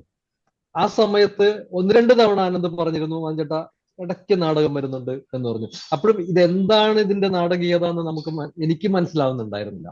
ഞാൻ സ്വാഭാവികമായി പിന്നെയാണ് നമുക്ക് മനസ്സിലാവുന്നത് ഇത് ഹൗ നോട്ട് ടു ആക്ട് എന്നുള്ളതാണ് ഇതിന്റെ മീറ്റർ. എന്നുവെച്ചാൽ നമ്മൾ അഭിനയിക്കാനാണ് നമ്മൾ പഠിക്കുന്നത്. പക്ഷെ ആനന്ദ് പറഞ്ഞത് ഹൗ നോട്ട് ടു ആക്ട്, അഭിനയിക്കാതിരിക്കാനാണ് ആ ട്രെയിനിങ് നമ്മൾ ഉപകാരപ്പെട്ടത്. ശരിക്കും പറഞ്ഞാൽ എനിക്കങ്ങനെ പേഴ്സണലി ഈ ഡയലോഗിനെ ഫോളോ ചെയ്യുന്നു എന്നല്ലാതെ പേഴ്സണലി എനിക്ക് അതിനകത്തൊരു ക്യാരക്ടറിന്റെ ഒരു ചലഞ്ച് ഒന്നും എനിക്ക് തോന്നിയില്ല. ഡയലോഗിൽ വളരെ സത്യസന്ധമാവുക എന്നുള്ളതായിരുന്നു ഞാൻ എടുത്തൊരു നിലപാട്. പിന്നെ ആനന്ദ് പ്രത്യേകം പറഞ്ഞിരുന്നു ചില കാര്യങ്ങൾ കുറച്ച് മീറ്റർ കൂട്ടി പറയേണ്ടി വരുവാണെങ്കിൽ അത് പറയണം, ചില കാര്യങ്ങൾ വളരെ സട്ടിലായിട്ട് പറയേണ്ടി വരും. ആ ഒരു മീറ്റർ പിടിക്കാൻ പറഞ്ഞിരുന്നു. ആ മീറ്റർ ഡയറക്ടർക്ക് ആവശ്യമായ മീറ്റർ എന്താണെന്ന് മനസ്സിലാക്കി പെർഫോം ചെയ്യുന്നതിലാണ് ഒരു ആക്ടറുടെ ഫ്ലെക്സിബിലിറ്റി ഇരിക്കുന്നത്. അത് മനസ്സിലായത് ഈ ആട്ടത്തിന്റെ മൊത്തത്തിലുള്ള അനുഭവമാണ്.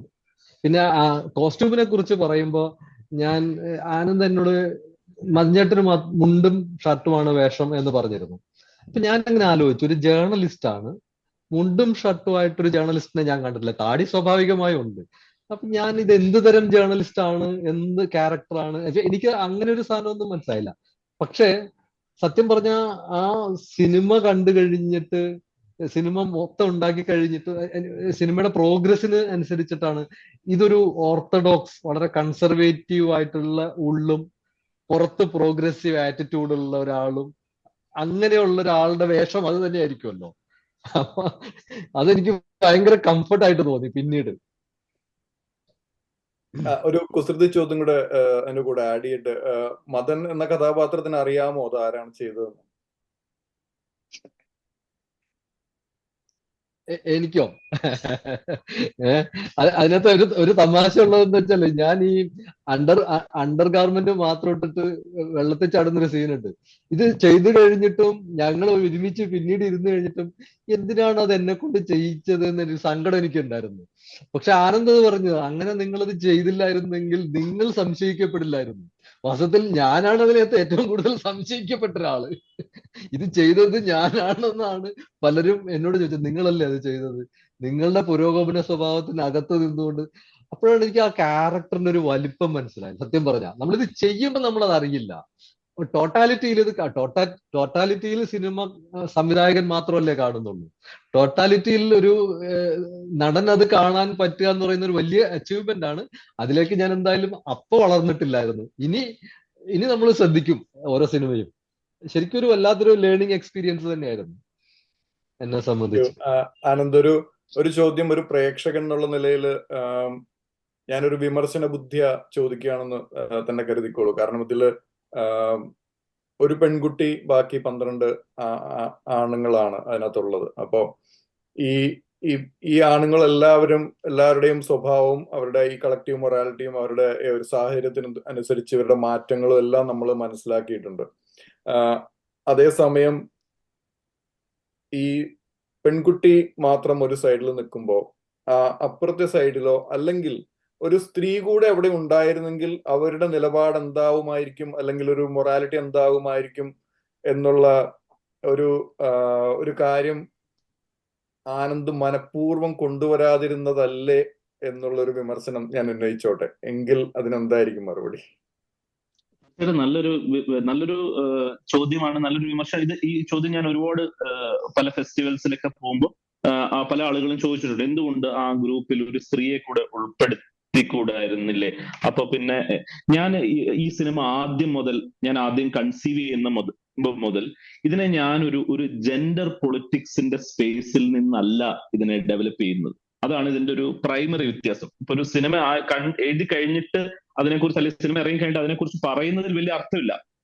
പക്ഷെ ഇതിനകത്ത് ജെൻഡർ ഡൈമെൻഷൻസ് അതിന്റെ ഒരു ഡൈമെൻഷനാണ്, മനസ്സിലായല്ലോ. അതിന്റെ ഒരു ഭാഗമാണ്, ഒരു സിഗ്നിഫിക്കന്റ് ഭാഗമാണ്. ഇത് ഉണ്ടാവുന്നത് ഇതൊരു കൂട്ടം ആളുകളും ഒരു വ്യക്തിയും എന്ന് പറയുന്ന ഐഡിയയിൽ നിന്നാണ് ഇത് ഉണ്ടാവുന്നത്. ഈ കൂട്ടം എന്ന് പറയുന്നതിനകത്ത് നാടക സംഘം, ഞാൻ അത് എവിടുന്നാണ് ആനന്ദിന് ഈ 11 ആണുങ്ങളും ഒരു പെണ്ണും എന്ന് പറയുന്ന ഒരു ഐഡിയ വരുന്ന വെച്ചാൽ, ഞാൻ അങ്ങനത്തെ ഒരു നാടകത്തിൽ അഭിനയിച്ചിട്ടുണ്ട്, ഞങ്ങളെല്ലാവരും അഭിനയിച്ചിട്ടുണ്ട്. കർണഭാരം എന്ന് പറഞ്ഞ നാടകത്തിൽ നമ്മൾ അഭിനയിക്കുമ്പോൾ ഞങ്ങൾ ഇത്രയും ആണുങ്ങളും ഒരു പെണ്ണും ഒരു ലേഡിയുമാണ് അതിനകത്ത് ഉള്ളത്. പല പ്ലേകളിലും മദൻ ചേട്ടന്റെ വൈഫ് ജ്യോതി ചേച്ചി അഭിനയിച്ചിട്ടുണ്ട് അല്ലേ?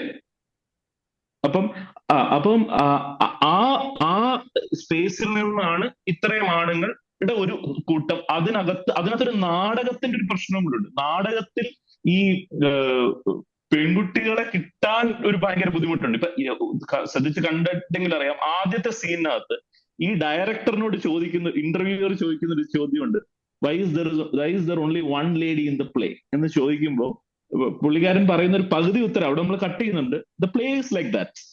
ഇത് തന്നെയാണ് എനിക്ക് പറയാനുള്ളത്. സിനിമ അങ്ങനെയാണ്. ഈ സിനിമയുടെ കഥ, ഈ സിനിമയിൽ നമ്മൾ എക്സ്പ്ലോർ ചെയ്യാൻ ഉദ്ദേശിച്ചത് ഒരു പെൺകുട്ടിയുടെ ഒരു സെക്ഷൽ അസോൾട്ട് നടക്കുമ്പോൾ ഒരു പെൺകുട്ടിയുടെ ആബ്സെൻസിൽ ഒരു കൂട്ടം ആണുങ്ങൾ സംസാരിക്കുന്ന ഡയമെൻഷൻസ് ആണ് നമ്മൾ എക്സ്പ്ലോർ ചെയ്യുന്നത്. ആ കൂട്ടത്തിൽ ഒരു റെപ്രസെന്റേഷൻ ഐഡിയാസ് എനിക്കില്ല. അതായത് അവിടെ ഒരു പെൺകുട്ടിയെ കൂടെ കൊണ്ടുവരിക. അപ്പൊ പെൺകുട്ടിയെ വെച്ചാൽ നാളെ വേറൊരു ആള് ചോദിക്കും എന്തുകൊണ്ട് എന്നാ ഒരു വേറൊരു കാസ്റ്റിലുള്ള, അത് ഫില്ലായി കഴിഞ്ഞാൽ വേറൊരു കാസ്റ്റിന്റെ ഒരു റെപ്രസെന്റേഷൻ എന്തുകൊണ്ട് കൊണ്ടുവന്നില്ല, വേറൊരു റിലീജിയന്റെ റെപ്രസെന്റേഷൻ എന്തുകൊണ്ട് കൊണ്ടുവന്നില്ല, നമുക്കൊരു ചൈനക്കാരെ കൂടെ കൊണ്ടുവരുന്നില്ല, ഒരു ആഫ്രിക്കൻ റെപ്രസെന്റേഷൻ കൂടെ കൊണ്ടുവരാം. ഇങ്ങനല്ല ഞാൻ കഥ ആലോചിക്കുന്നത്. ഞാൻ കഥ ചിന്തിക്കുന്നത് ഒന്നും ഇതിന്റെ ഒരു എഫക്ട് ഇത് ചെയ്ത് കഴിഞ്ഞിട്ട് ആളുകൾ എങ്ങനെ വായിക്കും എന്ന് മനസ്സിലാക്കി അവരൊക്കെ ഹാപ്പി ആണോ എന്ന് ആ എല്ലാ സോണുകളിലും, പ്രത്യേകിച്ച് ഒരു ക്രിട്ടിക്കൽ അപ്രിസിയേഷന്റെ എല്ലാ സോണുകളിലേക്കും നമ്മളൊരു അതിനൊക്കെ എല്ലാവർക്കും ഓരോ ജിലേബി വെച്ച് കൊടുത്തിട്ട് തിരിച്ച് വന്ന് സ്ക്രിപ്റ്റ് എഴുതുന്ന ഒരു രീതി എനിക്കില്ല. ഞാൻ അങ്ങനെ ആലോചിക്കാറില്ല, എഴുത്തിലും ആലോചിക്കാറില്ല, ജീവിതത്തിലും ആലോചിക്കാറില്ല. അപ്പൊ എന്നെ സംബന്ധിച്ചോളം ഈ കൂട്ടത്തിനകത്ത് ആണുങ്ങൾ ഒരുമിച്ചിരിക്കുമ്പോൾ അവിടെ ഒരു പെണ്ണുണ്ടായിരുന്നെങ്കിൽ, ശരിക്കും ആലോചിച്ച് നോക്കും, അവിടെ ഒരു പെൺകുട്ടി വേറൊരാൾ ഉണ്ടായിരുന്നെങ്കിൽ ഇങ്ങനെ ആയിരിക്കില്ല അവർ സംസാരിക്കുന്നത്. ആ പെൺകുട്ടിയുടെ പ്രസൻസ് അവരുടെ ഭാഷയെ ബാധിക്കും, അവരുടെ ചിന്തകളെ ബാധിക്കും. അവിടെ ഒരു പെണ്ണുണ്ടാവുന്നതിൽ യാതൊരു തെറ്റുമില്ല. അതായത് വേറൊരു പെണ്ണും കൂടെ ഉള്ള ഒരു ഗ്രൂപ്പ് ഒരു തെറ്റുമില്ല. അത് വേറൊരു സിനിമ ആയിരിക്കുന്നേ ഉള്ളൂ. അത് വേറൊരു സിനിമയാണ്. അതിന്റെ കഥഗതി പോകുന്നത് വേറൊരു രീതിയിലായിരിക്കും. ആ പെൺകുട്ടിയുടെ അല്ലെങ്കിൽ ആ സ്ത്രീയുടെ ആർഗ്യുമെന്റ് കൊണ്ടുവരുമ്പോൾ ആ കഥയ്ക്കകത്ത് ഇതേപോലെ പോകാൻ പറ്റില്ല. അതിന് വേറൊരു മാനം, വേറൊരു വഴി ഒരുക്കേണ്ടി വരും. അത്രേ ഉള്ളൂ ഇതിനകത്ത്. നമ്മൾക്ക് ഒരു സമയത്ത് ഒരു സിനിമയെ ചെയ്യാൻ പറ്റുള്ളൂ. ഞാൻ പറഞ്ഞ പോലെ ഞാൻ ഇങ്ങനെ ഒരു റെപ്രസെന്റേഷന്റെ സ്പേസിൽ നിന്നല്ല ഇതിനെ ആലോചിച്ച്. എന്നെ എക്സൈറ്റ് ചെയ്യിപ്പിച്ച ഒരു കാര്യം, നമ്മൾ ഒരുപാട് സദസ്സിൽ ആണുങ്ങൾ മാത്രം ഇരിക്കുന്ന സദസ്സിൽ ഇരുന്നിട്ടുണ്ട് ഞാൻ, ഒരുപാട് കൂട്ടങ്ങൾ. അപ്പോ നമ്മളൊക്കെ സംസാരിക്കുന്ന ഇതൊന്നും അല്ല, ആട്ടമൊന്നുമല്ല, ഇങ്ങനെ പോലും അല്ല സംസാരിക്കുന്നത്. ശരിക്കും സംസാരിക്കുന്ന രീതികൾ കൊണ്ടുവരാൻ സിനിമയിൽ പറ്റില്ല. സിനിമ ഇറങ്ങില്ല. സെൻസർ ചെയ്ത് മ്യൂട്ട് ചെയ്ത് സിനിമ ഇറങ്ങാൻ പോലും പറ്റില്ല. അപ്പൊ അതിന്റെ ചില എന്താ പറയുന്ന ചൂണ്ടുപലകൾ ഇട്ടിട്ട് പോകാനേ പറ്റുള്ളൂ. ഇതൊക്കെ വളരെ സഭ്യമായൊരു കൂട്ടം എന്നേ ഇപ്പോഴും പറയാൻ പറ്റുള്ളൂ. നമുക്ക് എല്ലാവർക്കും അറിയാലോ, ആണുങ്ങൾക്ക് അറിയാലോ. അപ്പൊ അതിന്റെ ആ ഒരു ഏരിയ എക്സ്പ്ലോർ ചെയ്യലായിരുന്നു ഞാൻ ഈ ആണുങ്ങളെ മാത്രം പ്ലേസ് ചെയ്യുന്നത് കൊണ്ട് ഉദ്ദേശിച്ചിരുന്ന ഒരു കാര്യം. എനിക്കൊന്ന് കോംപ്ലിമെന്റ് ചെയ്യാനുള്ളത് എന്ന് വെച്ചാല്, ആനന്ദിന്റെ എഴുത്തിന്റെ ഒരു ട്രാൻസ്പെറൻസി അല്ലെങ്കിൽ ട്രൂത്ത്ഫുൾനെസ് എന്ന് പറയുന്നത് അതാണ്. സാധാരണ ആളുകൾ ഇത്തരം പ്ലോട്ടുകളൊക്കെ കൈ കിട്ടുമ്പോഴും ഇതിനെ റെപ്രസെന്റേറ്റീവ് നേച്ചറിലേക്ക് കൊണ്ടുവരികയും കുറച്ച് പ്രീച്ചി ആവുകയും കുറച്ച് പ്രോഗ്രസീവ് ആണെന്ന് വരുത്തി തീർക്കുകയും ചെയ്യുന്ന ഒരു ഈ ഡെമോക്രാറ്റിക് അപ്രോച്ച് അതിനകത്ത് കൊണ്ടുവരാൻ ഒരു ശ്രമം നടത്തും. വാസ്തവത്തിൽ അത്തരത്തിലൊരു അതാണ് ഇതിന്റെ ഒരു ഈ സിനിമയുടെ ശക്തിയും അതാണെന്ന് തോന്നുന്നു. ആസ് ഇറ്റ് ഈസ് ലൈഫിനെ തുറന്നു കാണിക്കുന്നു എന്നുള്ളതാണ്. അത് വേറൊരു ഇസ്തറ്റിക്കലി ഇൻഫാക്ട് ഈ ചോദ്യം വന്നതുകൊണ്ടും മദൻ ചേട്ടൻ ഇവിടെ ഇരിക്കുന്നത് കൊണ്ടും ഇത്രയും കേൾവിക്കാരുള്ളതുകൊണ്ടും പുതിയൊരു ഇൻഫർമേഷൻ പറയാം. ആക്ച്വലി ഈ സിനിമയില് മദന്റെ ക്യാരക്ടറിനോടാണല്ലോ ഹരി അവസാനം ഒരു പ്രാങ്ക് ചെയ്യുന്നത്. മദനോടാണ്. അവര് തമ്മിലുള്ള ഒരു പേഴ്സണൽ ഇഷ്യൂവിന്റെ മുകളിൽ അയാൾ ഒരു പ്രാങ്ക് ചെയ്യുകയും യൂറോപ്യൻ ട്രിപ്പ് എന്ന് പറയുന്ന സാധനമേ ഇല്ല എന്ന് അവസാനം വരുത്തി തീർക്കുന്ന ഇപ്പോഴത്തെ ഒരു കാരണമുണ്ട്. അതായത് മദൻ അയാളെ നായകനാക്കി സിനിമ ചെയ്യാൻ ഒരു പ്രൊഡ്യൂസർ ഉണ്ടെന്ന് പറഞ്ഞ് മദൻ അയാളെ ഹോട്ടലിലേക്ക് വിളിച്ചു. പക്ഷെ അവിടെ ആരും ഉണ്ടായിരുന്നില്ല. കുറെ കൂട്ടുകാരുടെ ഇടയിൽ ഏത് സമയത്ത് ഞാൻ വിളിച്ചാലും ഒരു സിനിമാക്കാരൻ വരുവടാ എന്ന് കാണിക്കാൻ വേണ്ടി മദൻ വിളിച്ചു. ആ നാണക്കേടും അത് അദ്ദേഹത്തിന്റെ ഈഗോനെ ഹേർട്ട് ചെയ്തു. അതിന് പ്രതികാരമായി ഈ പ്രാങ്ക് ചെയ്തു എന്നുള്ളതാണ് ഇപ്പോഴത്തെ കഥ. ഇതിന്റെ ശരിക്കുമുള്ള അവസ്ഥയിൽ ഞങ്ങൾ വേറൊരു സീനാണ് ഷൂട്ട് ചെയ്തത്. വേറെ ഒരു സീൻ നമ്മൾ ആ അന്നത്തെ ആ സ്വിമ്മിംഗ് പൂളിൽ എല്ലാവരും കൂടിയതിനു ശേഷം ഇവര് ഒരുമിച്ചിരിക്കുന്ന സമയത്ത് ആ സീൻ ഞാൻ പറയുന്നില്ല, മദനും ഹരിയും തമ്മിൽ വേറൊരു ഇഷ്യൂ ആണ് ഉണ്ടാകുന്നത്. വേറൊരു ഇഷ്യൂ നമ്മൾ ഷൂട്ട് ചെയ്തതാണ്. അത് മനോഹരമായി ഇവർ അഭിനയിക്കുകയും ചെയ്ത വേറൊരു സീനാണ്.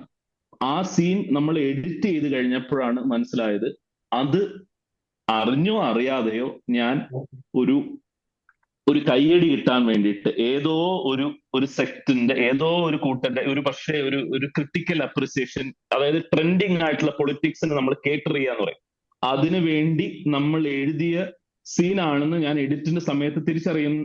എനിക്ക് ഭയങ്കര സങ്കടം തോന്നി. ഞാൻ അങ്ങനെ നമ്മൾ ഒരു അശ്രദ്ധയിൽ നിന്ന് വന്ന് അധികം ഡ്രാഫ്റ്റ് എഴുതാത്തതിന്റെ കുഴപ്പമാണ്, അധികം തിരിച്ചു പോകാത്തതിന്റെ കുഴപ്പമാണ്. അതുകൊണ്ടാണ് എഡിറ്റിൽ വെച്ചത് മനസ്സിലായി അങ്ങനെ എഴുതിയ ഒരു കപടമായിട്ടുള്ള സീനായിരുന്നു അത്.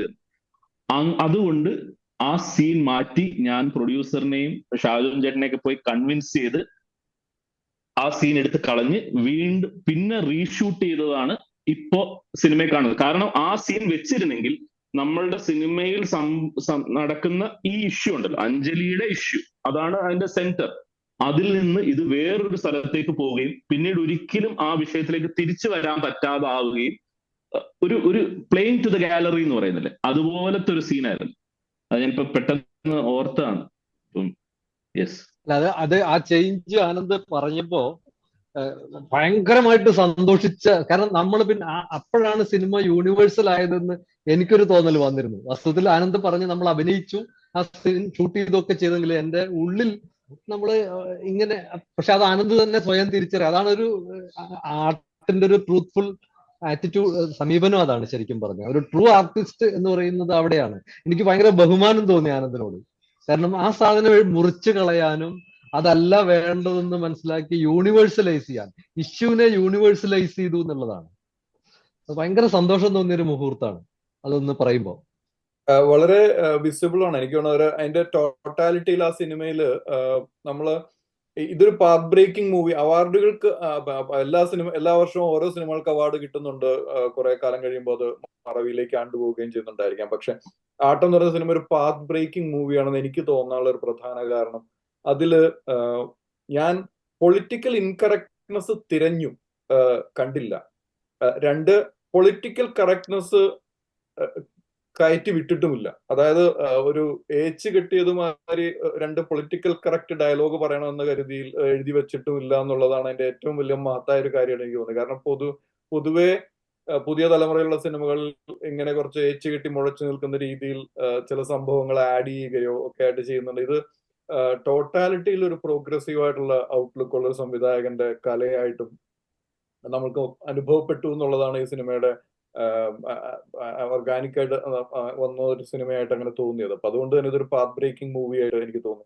എനിക്ക് സന്തോഷം കൊണ്ട് പറയേണ്ട കുറച്ച് കാര്യങ്ങൾ ഇതിനകത്ത് പറയേണ്ടതുണ്ട്. കാരണം കർണഭാരത്തെ കുറിച്ചൊക്കെ ആനന്ദ് പറഞ്ഞതുകൊണ്ട് പറയുകയാണ്. ഇതില് കേട്ടിരിക്കുന്ന ആളുകൾക്ക് അറിയാൻ വേണ്ടിയിട്ടാണ്, ഇതിൽ അഭിനയിച്ചിരിക്കുന്ന ഓരോ ഡ്രാമ ആർട്ടിസ്റ്റുകളും സിനിമയിൽ അധികം നമ്മൾ ആരും ആരെയും കണ്ടിട്ടില്ല. മദനെ തന്നെ 2 സിനിമകളിലേ കണ്ടിട്ടുള്ളൂ ഇപ്പോൾ ഇതുവരെ ഞാൻ കണ്ടിട്ടുള്ളൂ. ഒന്ന് ഒരു മറ്റേ ഒരു നെറ്റ്ഫ്ലിക്സിലോ മറ്റോ വന്നൊരു സീരീസ്, പ്രൈമിൽ വന്നൊരു സീരീസിലും കണ്ടിട്ടുണ്ട് തോന്നുന്നു. അപ്പൊ അതല്ലാതെ വേറെ കണ്ടിട്ടില്ല. ഇതിൽ അഭിനയിച്ചിരുന്ന ഓരോ ആളുകളും വേൾഡ് ക്ലാസ് ആയിട്ടുള്ള അഭിനേതാക്കളാണ്, വേൾഡ് ക്ലാസ് ആയിട്ടുള്ള നാടകങ്ങളിൽ അഭിനയിച്ചിട്ടുള്ള ആൾക്കാരാണ്. കർണഭാരത്തെ കുറിച്ച് ആനന്ദ് പറയുകയുണ്ടായി. എനിക്ക് തോന്നുന്നു സെൽവൻ ചേട്ടനൊക്കെ കർണഭാരത്തിൽ അഭിനയിച്ചിട്ടുണ്ട്. കർണഭാരം, ഭാസന്റെ കർണഭാരം നമ്മൾ അറിഞ്ഞിരിക്കുന്നത് മോഹൻലാലോ മറ്റോ അഭിനയിച്ച ഒരു വേർഷനെ കുറിച്ചാണ്. പക്ഷെ അതിനേക്കാളൊക്കെ മുമ്പ് ചന്ദ്രഹാസൻ സാറ് അതിനെ അദ്ദേഹത്തിന്റെ ഒരു വേർഷൻ നാടകം അവതരിപ്പിച്ചു. കാവലനാരായണ പണിക്കരുടെ കാവലനാരായണ പണിക്കർ നാടകങ്ങളൊക്കെ സ്റ്റേജിൽ അവതരിപ്പിച്ചു. അപ്പൊ അതിലൊക്കെ അഭിനയിച്ചിട്ടുള്ള, പുറനാടിയിലൊക്കെ അഭിനയിച്ചിട്ടുള്ള ആളാണ് സെൽവൻ ചേട്ടൻ. അതുപോലെ സുധീർ ബാബു, സുധീർ എന്നുള്ള പേര് തന്നെ അവതരിപ്പിച്ച അതേ ക്യാരക്ടർ അദ്ദേഹം ഒക്കെ അഭിനയിച്ചിട്ടുള്ള ആൾക്കാരാണ്. ആനന്ദും അതിൽ അഭിനയിച്ചിട്ടുണ്ടെന്നുള്ളത് എനിക്കൊരു പുതിയ അറിവാണ്. അപ്പൊ അത് കേട്ടതിൽ വളരെ സന്തോഷം. ഇനി ഇതിന്റെ ഈ സിനിമയുടെ മൊറാലിറ്റിയെ കുറിച്ചും ഇതിന്റെ ഒരു പൊളിറ്റിക്സിനെ കുറിച്ചും ഒക്കെ ചോദിക്കാനും ഒക്കെ ആളുകൾ ഒരുപാട് പേര് നമ്മളുടെ കൂടെ ഉണ്ട്. കുറച്ച് സമയം കൂടെ ഉണ്ടെങ്കിൽ നമുക്ക് ഈ ചോദ്യം, പ്രേക്ഷകരുടെ ചോദ്യങ്ങൾ കൂടി മറുപടി കൊടുക്കാം. ഇഷ്ടം പോലെ സമയമുണ്ട്. നമ്മുടെ ഇവിടെ നാടകത്തെയും സിനിമയും ഒക്കെ വളരെ സീരിയസ് ആയിട്ട് കാണുന്ന ഒരുപാട് ആളുകൾ ഉണ്ട്. അല തന്നെ നാടകവുമായിട്ട് ബന്ധപ്പെട്ട പ്രവർത്തനങ്ങൾ കൊണ്ടുവരാൻ ശ്രമിക്കുന്നുണ്ട് അമേരിക്കയിലേക്ക് പല രീതിയിൽ. അതുപോലെ ചെറിയ ചെറിയ ടെലിഫിലിമുകളിലൂടെ വലിയ സിനിമകളും ഒക്കെ ഉണ്ടാക്കാൻ താല്പര്യപ്പെടുന്ന ആളുകളും ഒക്കെ ഈ ഗ്രൂപ്പിലുണ്ട്. അപ്പൊ അവരുടെ എല്ലാവരുടെയും ചോദ്യത്തിലേക്ക് തുറന്നു വിടുകയാണ്. ശ്രീകുമാർ ഒന്ന് മോഡറേറ്റ് ചെയ്യുന്നുണ്ടോ? എനിക്ക് തന്നെ 2-3 ചോദ്യങ്ങളുണ്ട്. അപ്പൊ അത് കഴിഞ്ഞിട്ട് നമുക്ക് പോവാൻ തോന്നുന്നു. എനിക്ക് എന്റെ ആദ്യത്തെ ചോദ്യം ആനന്ദിനോടാണ്, എഴുത്തിന്റെ പ്രോസസ്സിനെ കുറിച്ചാണ്. ഫസ്റ്റ് ഓഫ് ഓൾ, ഇതൊരു ഡയലോഗ് ഡ്രിവൺ ചേംബർ ഡ്രാമയാണ്. അത് കൂടാതെ നമ്പർ ഓഫ് ക്യാരക്ടേഴ്സ്, ഈ 13 പ്രധാന കഥാപാത്രങ്ങൾ, ഈ 13 കഥാപാത്രങ്ങളും ഈ different strata of the society എന്ന് വരുന്നവരാണ്. അവരുടെ എഡ്യൂക്കേഷൻ ബാക്ക്ഗ്രൗണ്ട് വ്യത്യാസമാണ്, അവരുടെ മോറൽ വാല്യൂസ് വ്യത്യാസമാണ്, അവരുടെ ബോഡി ലാംഗ്വേജ് പോലും വ്യത്യാസമാണ്. അതിനെക്കാട്ടിലും കൂടുതൽ കോംപ്ലക്സ് ആക്കുന്ന ഒരു ഘടകം ഞാൻ പിന്നെ ആലോചിച്ചപ്പം തോന്നി എന്താ വെച്ച് കഴിഞ്ഞാല്, ഈ 12 പേരും കുറ്റക്കാരൻ, അതിൽ ആരെങ്കിലും ഒരാളാണ് കുറ്റക്കാരൻ, അത് അയാൾക്കറിയാം. അപ്പൊ അയാളുടെ ഡയലോഗില് അത് വരാനും പാടില്ല, വരാതിരിക്കാനും പാടില്ല എന്നുള്ളത് കൊണ്ട്, അപ്പൊ അതുകൊണ്ട് തന്നെ ഇതിന്റെ എഴുത്ത് എത്ര കോംപ്ലക്സ് ആയിരുന്നു, അത് എത്ര ഡ്രാഫ്റ്റുകൾ എഴുതി, അതോ വെറും സീൻ ഓർഡറിൽ നിന്ന് തുടങ്ങി ഓർഗാനിക്കായിട്ട് ഒരിക്കലും ഇങ്ങനെ ഒരു സിനിമ ഡെവലപ്പ് ആവാൻ പറ്റുമെന്ന് എനിക്ക് തോന്നുന്നില്ല. അത് എങ്ങനെയായിരുന്നു അതിന്റെ എഴുത്തിന്റെ പ്രോസസ്?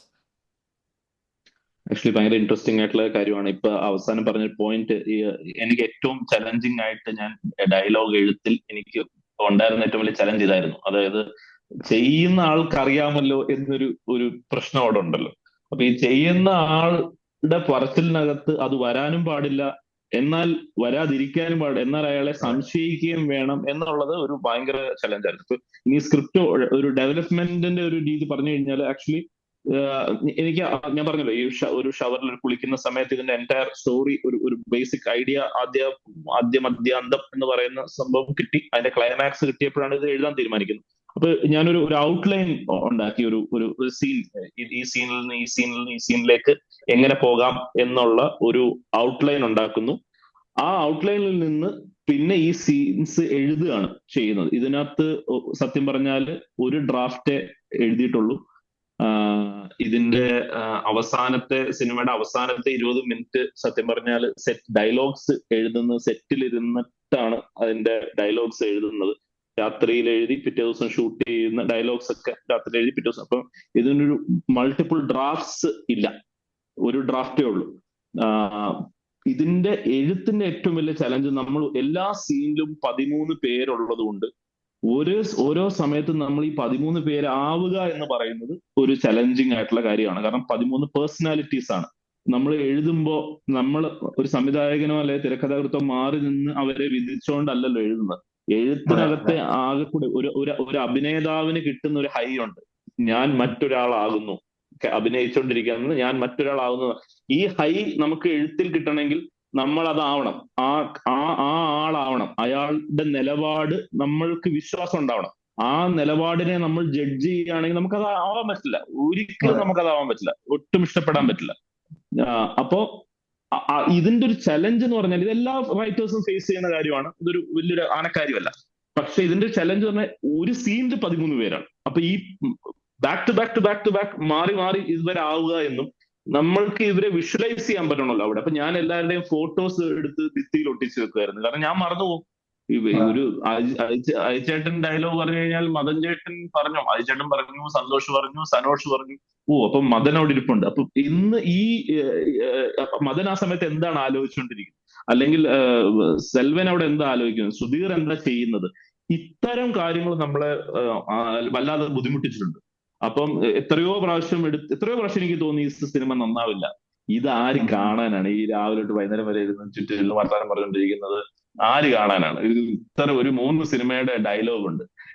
അപ്പൊ നമുക്ക്, പക്ഷെ ഞാൻ ഇതിനെ ആദ്യം കൺസീവ് ചെയ്ത ഒരു പോയിന്റിൽ എഴുതി ഒരു 8 സീനൊക്കെ ആയപ്പോ എനിക്ക് ഇതിന്റെ ഒരു റിതം കിട്ടി. ഭാഗ്യവശാൽ ഞാൻ ഇതിനെ കൺസീവ് ചെയ്ത ഒരു ആക്ഷൻ ഫിലിമായിട്ടാണ് സത്യം പറഞ്ഞത്. ഒരു അടിപ്പടം, പക്ഷെ ആക്ഷൻ ഇല്ലാത്ത ഒരു ആക്ഷൻ ഫിലിം. ഒരു വെർബൽ ഒരു റിതം ഉണ്ടാവണം, ഒരു ഇടി ഉണ്ടാവണം, അങ്ങോട്ടും ഇങ്ങോട്ടും കോൺഫ്ലിക്ട്സ് ഉണ്ടാവണം. അതുകൊണ്ട് തന്നെ ഇപ്പൊ ശ്രദ്ധിച്ചാൽ അറിയാം, ഒരു ഡയലോഗിന്റെ വാലെ തൂങ്ങിയിട്ടാണ് അടുത്ത ഡയലോഗ് വരുന്നത്. ഒരാൾ പറയുന്ന ഡയലോഗിന്റെ ഒരു കണ്ടന്റ് എടുത്തിട്ടാണ് അപ്പുറത്തെ ആള് മറുപടി പറയുന്നത്. അതിന്റെ വാലയിലാണ് അടുത്ത ആള്. ആ പറയുന്ന കാര്യങ്ങൾ തമ്മിൽ ഒരു കോൺഫ്ലിക്റ്റ് ഉണ്ട് താൻ. അപ്പം എനിക്ക് തോന്നിയിരുന്നു ഈ 13 പേരും ഒരു സൊസൈറ്റിയുടെ റെപ്രസെന്റേഷൻസ് ആണ്, പലതരം ആളുകളുടെ കണ്ടുകൊണ്ടിരിക്കുന്നവർക്ക് തോന്നുകയാണ് ഇത് എനിക്ക് ഇയാളെ എന്റെ അഭിപ്രായമാണ് പറയുന്നത്, അല്ലെങ്കിൽ അയാളുടെ അഭിപ്രായം ഞാൻ കേട്ടിട്ടുണ്ട്, എന്റെ അച്ഛൻ ഇതുപോലെ സംസാരിക്കും, അല്ലെ എന്റെ അനിയൻ അല്ല, എങ്ങനെ ഫീൽ ചെയ്യുകയാണെങ്കിൽ അത് വർക്ക് ആവും, ആ എൻഗേജ്മെന്റ് വർക്ക് ആവും. പിന്നെ ഇവരുടെ യുക്തികൾ, ഇവരോട് ഇപ്പൊ ഈ കഥാപാത്രങ്ങളോട് യോജിക്കണം ആദ്യം, പിന്നെ വിയോജിക്കണം, പിന്നെ ഇവരെ മനസ്സിലാകാതെ വരണം, ഇവരോട് സഹതാപം തോന്നണം, ഇവരോട് എതിർക്കണം, ഇവരായി മാറണം. പിന്നെ അവസാനത്തെ 10 മിനിറ്റിൽ അവർക്ക് കിട്ടുന്ന തിരിച്ചടി കാണുന്നവർക്കും അവരുടെ കൂടെ നിൽക്കുമ്പോൾ ഒരു തിരിച്ചടി ആയിട്ടോ ഒരു റെവലേഷൻ ആയിട്ടോ ഒരു ഉദാത്ത അനുഭവമായിട്ടോ സംഭവിക്കണം. ഇത്തരം കാര്യങ്ങളാണ് ഒരു ചേംബർ ഡ്രാമ ചെയ്യാൻ നേരത്തുള്ള ഒരു ഡിഫിക്കൽട്ടി. ഇത്തരം ഫിലോസഫിക്കൽ പെർസ്പെക്റ്റീവ്സ് ഉണ്ട്. ഇതെല്ലാം നമ്മൾ എഴുത്തിൽ കൊണ്ടുവരണം. ഇത് ഡയലോഗ് ഇന്റൻസീവ് ആയതുകൊണ്ടും വിഷ്വൽ ഇന്റൻസീവ് അല്ലാത്തത് കൊണ്ടും ഇതെല്ലാം ഡയലോഗിലാണ് ഇതിന്റെ ഭാരം മുഴുവൻ വരുന്നത്. ഇപ്പൊ നമ്മളൊരു ചില ഭയങ്കര വിഷ്വലായിട്ട് നമുക്ക് ചെയ്യാൻ പറ്റുന്ന ഒരു സിനിമയാണെങ്കിൽ നമുക്ക് പല കാര്യങ്ങളും വിഷ്വൽസിനകത്തൂടെ കയറ്റിവിടാൻ പറ്റും. അതൊന്നും ഇതിനകത്ത് പറ്റത്തില്ല. അപ്പൊ ആ കാര്യങ്ങളൊക്കെ ആയിരുന്നു അതായത് ഇത്തരം ഒരു സിനിമയുടെ ഫിലോസഫിക്കൽ പെർസ്പെക്റ്റീവും ക്യാരക്ടറൈസേഷനും കഥ മുമ്പോട്ടും പോകണമല്ലോ, ഇതെല്ലാം ഡയലോഗിന്റെ മുകളിലാണ് ആ ഭാരം വന്ന് വീഴുന്നത്. അപ്പൊ ഒരു ഡയലോഗാണ് ഇതെല്ലാം ഹാൻഡിൽ ചെയ്യുന്നത്, ഇത്തരം കാര്യങ്ങളെല്ലാം. അതായിരുന്നു അതിന്റെ ചലഞ്ചിങ് പാർട്ട് എന്ന് പറയുന്നത്. എല്ലാ ചേംബർ ഡ്രാമയുടെയും ചലഞ്ചിങ് പാർട്ട് ഇതാണ്. ഓക്കെ, എനിക്ക് 2 ചോദ്യങ്ങളൂടെ ഉണ്ട്. എനിക്ക് തോന്നുന്നു പാർട്ടിസിപ്പൻസിൽ വേറെ ആർക്കെങ്കിലും ചോദ്യങ്ങൾ ഉണ്ടെങ്കിൽ അതിനുശേഷം ഞാൻ വരാൻ തോന്നുന്നു. ദയവായി അൺമ്യൂട്ട് ചെയ്തിട്ട് നിങ്ങളുടെ ചോദ്യങ്ങൾ ചോദിക്കാം. രാജീവ് കൈപൊക്കിയിട്ടുണ്ട്. രാജീവ്, ചോദ്യങ്ങളുണ്ടോ? സിജിത്ത് ചോദിച്ചിട്ടുണ്ടായിരുന്നു. കേൾക്കുന്നുണ്ടോ? First of all, very glad to see you all together here. എന്റെ ക്വസ്റ്റ്യൻ എന്താന്ന് വെച്ചാല്, ഈ കഥ അതിന്റെ ത്രെഡ് അല്ലെങ്കിൽ തിരക്കഥ എഴുതുമ്പോ ഈ 11 പേരില് അവർക്ക് പരസ്പരം സംശയം, അതേസമയം പ്രേക്ഷകർക്കും സംശയം, അതൊരുപോലെ നിലനിർത്തിക്കൊണ്ട് ഇങ്ങനെ വിദൂരമായിട്ടെങ്കിലും ഒരു സാമ്യം എനിക്ക് പേഴ്സണലായിട്ട് നമ്മുടെ അഗത ക്രിസ്റ്റിയുടെ ഒടുവിൽ ആരും അവശേഷിച്ചില്ല എന്നുള്ളൊരു അപസർപ്പക കഥയുണ്ടല്ലോ. അതായത് ഇതുപോലെ 11 പേരാണോ 10 പേരാണോ എന്ന് ഓർമ്മയില്ല, ഓരോരുത്തരായിട്ട് കൊല്ലപ്പെടുന്നു, അവർ പരസ്പരം മരണഭീതിയോടെ അവസാനം വരെ, റൈറ്റ്, എൻഡ് വരെ നമുക്കും ഇതുപോലെ യാതൊരു ക്ലൂ ഇല്ല. അപ്പൊ ഏതാണ്ട് അതേ ഒരു എഫക്റ്റ് ആണ് എനിക്ക് തോന്നിയത്. അപ്പം ക്വസ്റ്റ്യൻ എന്താന്ന് വെച്ചാല്, അങ്ങനെ ഇതല്ലെങ്കിൽ ഏതെങ്കിലും സ്വാധീനിച്ചിട്ടുണ്ടോ ഇങ്ങനെ ഒരു ഇതിനെ? ഞാൻ ശ്രീഹരിയാണ്. I'm sorry to interject. But എന്റെ ക്വസ്റ്റ്യൻ കുറച്ച് റിലേറ്റഡ് ക്വസ്റ്റ്യൻ. അപ്പൊ ഞാൻ ആ ക്വസ്റ്റ്യൻ കൂടെ ചോദിച്ചിട്ട് ഒരുമിച്ച് ആൻസർ ചെയ്യുകയാണെങ്കിൽ ഇൽ ബി അപ്രീഷിയേറ്റഡ്. അപ്പൊ എനിക്ക് ചോദിക്കാനുണ്ടായിരുന്നത് സിമിലർ ക്വസ്റ്റ്യൻ ആയിരുന്നു. പക്ഷെ എന്റെ മനസ്സിൽ വന്നത് 12 ആംഗ്രി മെൻ എന്ന് പറഞ്ഞിട്ട് 1957 വന്ന ഹെൻറി ഫോണ്ടയുടെ, അത് ഞാൻ MBA ഒക്കെ പഠിക്കുമ്പോൾ ഞങ്ങൾക്ക് കേസ് സ്റ്റഡി ആയിട്ട് പഠിപ്പിച്ചിട്ടുള്ള അതിന്റെ ക്ലിപ്സ് മാത്രം, ആ കോർട്ട് റൂം നെഗോഷിയേഷൻ എന്നൊക്കെ പറഞ്ഞിട്ട് നമ്മൾ പഠിപ്പിച്ചിട്ടുള്ള ഒരു ടോപ്പിക് ആയിരുന്നു. അപ്പൊ പിന്നെ ഞാൻ ആ മൂവി ഫുൾ ആയിട്ട് കണ്ടിട്ടുണ്ട്. അപ്പൊ ആ ഒരു 12 ആംഗ്രി മെൻ അതൊരു ചേംബർ ഡ്രാമയാണ്. ബട്ട് 1950s ഭയങ്കര ഡിഫറെന്റ് സോഷ്യൽ ഡൈനാമിക്സ് ഉണ്ടായിരുന്ന സമയത്ത് ഉണ്ടാക്കിയ ഒരു മൂവി. പക്ഷെ ഇപ്പൊ ഈ മൂവി കാണുമ്പോൾ ഞാൻ ഒരു റിവ്യൂവും വായിക്കാതെയാണ് ആട്ടം കണ്ടത്. അപ്പൊ എനിക്ക് ഇമ്മീഡിയറ്റ്ലി എന്റെ മനസ്സിൽ വന്ന ഒരു മൂവി അതായിരുന്നു. അപ്പം സോറി, ഞാൻ ഇപ്പം എന്റെ ടേണിന് മുമ്പ് ക്വസ്റ്റ്യൻ ചോദിച്ചത്, പക്ഷെ അത് റിലേറ്റഡ് ക്വസ്റ്റ്യൻ ആയതുകൊണ്ട് I thought it will be easier to answer. ഇല്ല, നോ വറീസ്, നമുക്ക് ലെറ്റ്സ് മേക്ക് ഇറ്റ് ഇന്ററാക്റ്റീവ്.